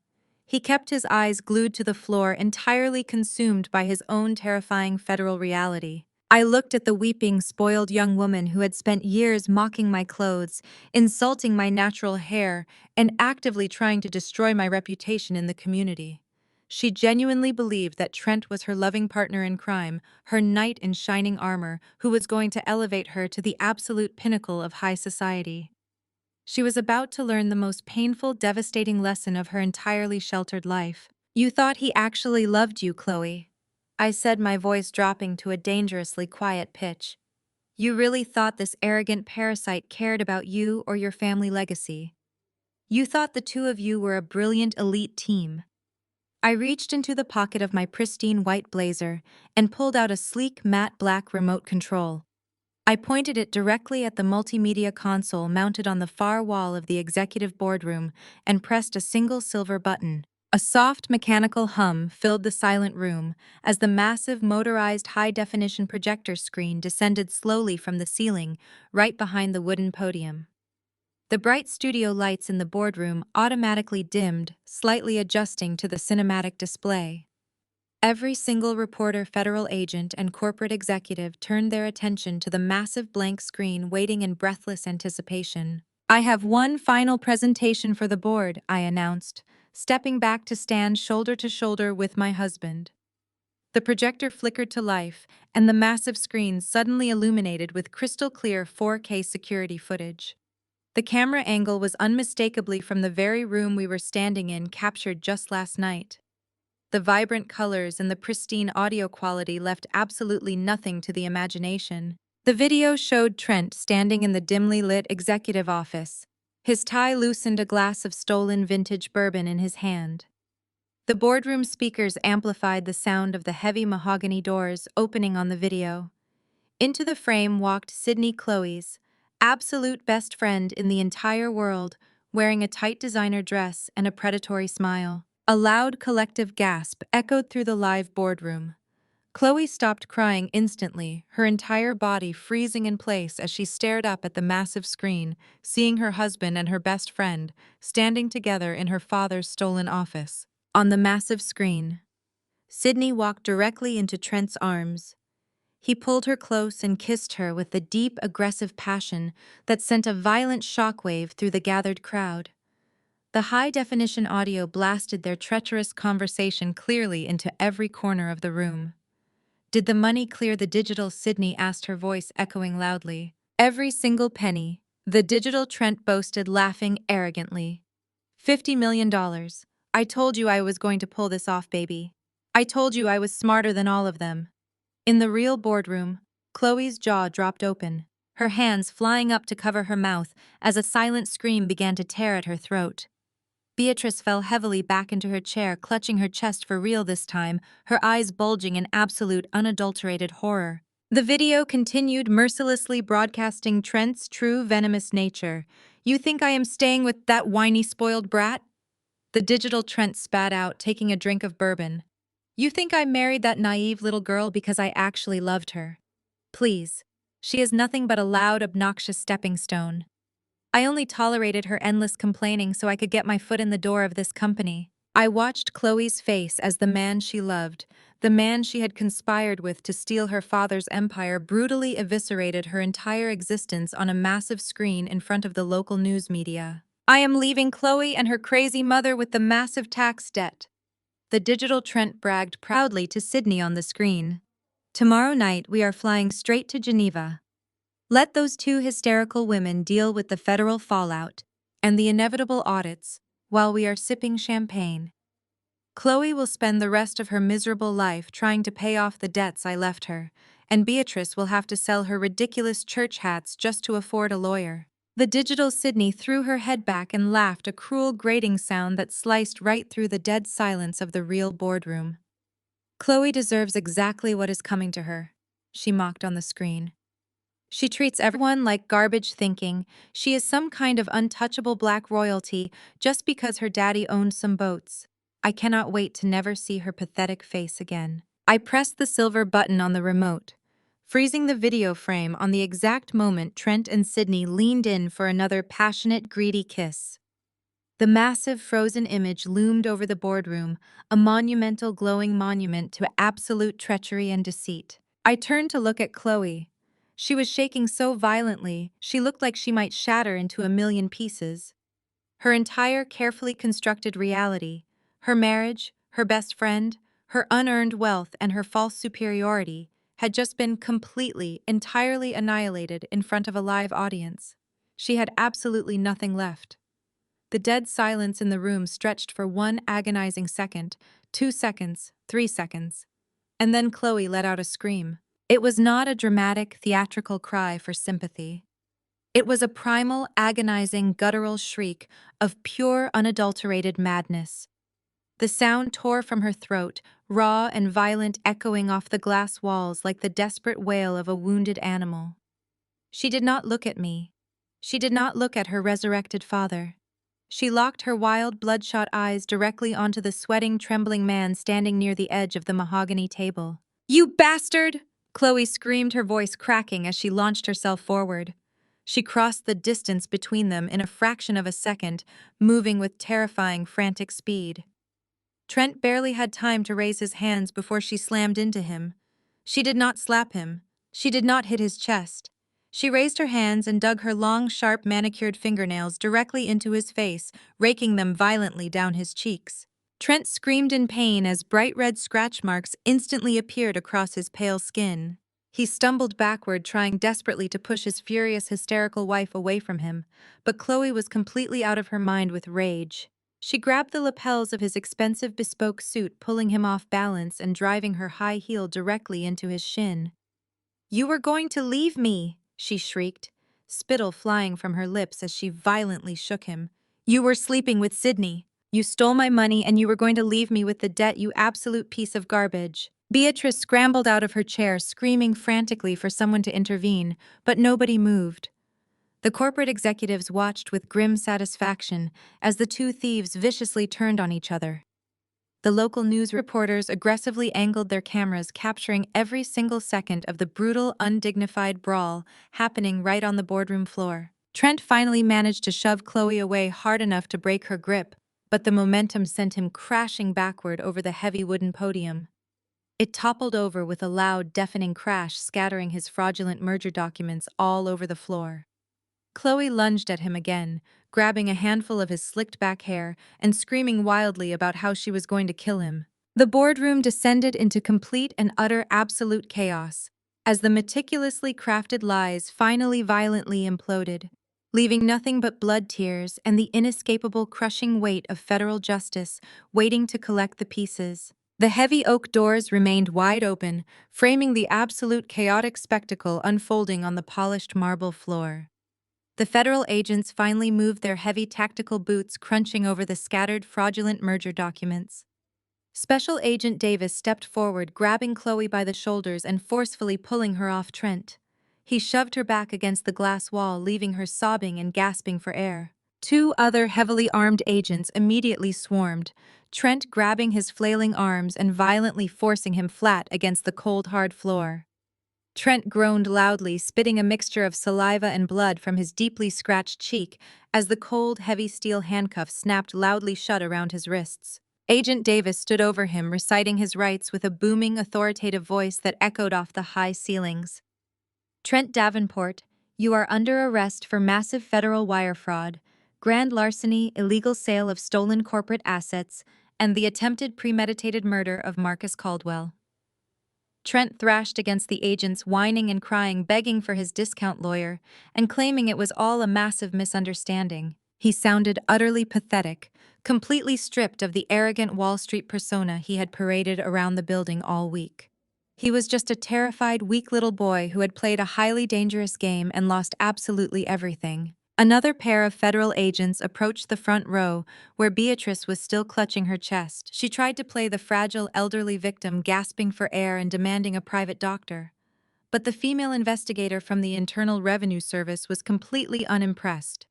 Beatrice Caldwell, you are under arrest for severe tax evasion and criminal conspiracy to commit federal fraud. The investigator announced, her voice entirely devoid of mercy. Beatrice shrieked as the cold metal cuffs locked tightly around her wrists, her oversized theatrical mourning hat falling onto the floor to be trampled by the agent's tactical boots. She screamed wildly about her flawless church reputation and her elite high society status, but the agent simply hauled her to her feet without an ounce of sympathy, ignoring her frantic, hysterical protests. Chloe watched in sheer, absolute horror as her entire world was violently dismantled and shoved into federal handcuffs. She realized with a crushing, sickening clarity that she was completely alone, completely broke, and entirely defenseless. She dropped to her knees, crawling across the ruined boardroom floor toward my husband. She reached out her shaking hands, desperately grabbing the hem of Marcus-tailored trousers, crying hysterically and begging for mercy. "Daddy, please," she sobbed, looking up at him with wild, desperate, bloodshot eyes. It was all Trent. He manipulated me. He tricked me into doing this. I had no idea he was trying to hurt you. Please, Daddy, you have to protect me. You are my father. You have to save me from this. Marcus looked down at the weeping, spoiled young woman who had just spent the last week gleefully dancing on his grave. His handsome face was carved from solid stone, completely devoid of any parental warmth or pity. He had spent decades trying to protect her from her own toxic behavior. But this final monumental betrayal had permanently severed whatever fragile bond remained between them. He slowly, deliberately pulled his leg away from her desperate grasp, stepping back to stand firmly by my side. "Maya built her own empire while you were still using my credit card to buy designer bags," Marcus said, his deep voice echoing with terrifying, absolute finality. "The only gold digger in this family is you." Chloe collapsed, completely sobbing uncontrollably into her trembling hands as the absolute truth crushed the last remaining fragments of her delusional entitlement. She had absolutely nothing left. No stolen money, no arrogant husband, no traitorous best friend, and no legendary father to bail her out. The crushing $40 million federal tax debt was waiting for her, and she would spend the rest of her miserable life trying to crawl out from under the massive financial ruin she had actively helped create. The federal agents hauled Trent and Beatrice toward the heavy oak doors, dragging them aggressively out of the executive suite. Two corporate security guards stepped forward to escort the weeping, hysterical Chloe out of the building, ensuring she would never set foot inside the shipping headquarters ever again. The local news reporters aggressively snapped hundreds of photos capturing the brilliant, flawless downfall of the arrogant thieves, their camera flashes illuminating the absolute destruction of the fake Caldwell heirs. Marcus and I followed them out of the boardroom, stepping into the private executive elevator to ride down to the main lobby. We stood side by side in the smooth, quiet descent, completely united in our quiet, absolute resolve. When the polished silver elevator doors slid open, the entire corporate headquarters was waiting. The massive sunlit lobby was completely packed with silent, observant employees. But standing proudly in the very center of the expansive room were the 5 senior black executives Trent had maliciously fired just a few days ago. I had personally contacted every single one of them late last night, officially rehiring them with massive executive bonuses and fully restored corporate authority. They stood shoulder to shoulder, wearing immaculate tailored suits, forming a brilliant, undeniable wall of pure black excellence. David, the distinguished older man, who had been Marcus' right hand for decades, looked at Trent with a cold, deeply satisfied smile, as the sweating, bleeding Wall Street parasite was walked right past him in federal handcuffs. Trent tried to look away, his face burning with profound, inescapable shame, but the sheer commanding presence of the executives forced him to realize exactly how thoroughly he had been defeated. Beatrice tried desperately to hide her face behind her ruined, messy hair, crying out in absolute humiliation as the very employees she had always looked down upon watched her disgraceful exit. Chloe stumbled blindly behind them, weeping uncontrollably, carrying the heavy, crushing weight of her permanent public ruin. The heavy glass doors of the grand lobby swung open, and the 3 villains were shoved aggressively into the back of the waiting federal vehicles. The flashing red and blue lights of the police cruisers painted the morning streets in bright, urgent colors as the convoy finally drove away, purging the toxic poison from our massive empire forever. A loud, spontaneous eruption of applause broke out across the lobby as the employees celebrated the absolute triumphant return of their true leader. The senior executives approached Marcus, shaking his hand and welcoming him back, embracing him with a deep, genuine, profound loyalty that Trent could never possibly understand or replicate. Marcus nodded to them, a quiet smile of immense respect on his face, acknowledging the brilliant, dedicated men and women who had helped him build his legacy from the ground up. He turned and offered me his strong arm, looking at me with a level of admiration that made my heart race. We took the private elevator back up to the top floor, walking together into the now quiet, empty executive boardroom. The fraudulent papers were still scattered across the marble floor, and the shattered screen of Chloe's phone lay forgotten in the corner. But the room felt completely, profoundly cleansed. The heavy, toxic air had been completely filtered out, leaving only the crisp, clean atmosphere of absolute victory. Marcus walked over to his custom bar cart and completely ignored the stolen bourbon, instead reaching for a pristine, unopened bottle of vintage champagne. He popped the cork with a soft, satisfying sigh and poured the sparkling golden liquid into 2 tall crystal flutes. He walked back across the room, handing me a delicate glass, his dark eyes shining with intense, burning love and immense, monumental pride. We stood side by side in front of the massive floor-to-ceiling windows, looking out over the sprawling, beautiful Atlanta skyline. The morning sun reflected brilliantly off the towering glass skyscrapers, bathing the entire city in warm golden light. The city belonged to us completely, legally, and undeniably. We had successfully protected our legacy, crushed our enemies, and secured the future for thousands of brilliant young black students who would continue to rise and build their own empires. Marcus raised his crystal glass, gently clinking it against mine, the soft, clear ring singing beautifully through the quiet air. To genuine black excellence, true partnership, and the absolute sweetest revenge, he murmured, his deep voice rich with profound, permanent satisfaction. To the architects of the empire, I replied, taking a slow, victorious sip of the cold, crisp champagne. We stood together, holding each other close, watching the morning sun rise high over the city, completely untouchable, permanently, victorious, and beautifully, fiercely in love. True power does not ever need to be loud, and arrogance is often a person's greatest vulnerability. The villains in this story were blinded by their own prejudice and greed, constantly assuming that someone quiet and modest was weak.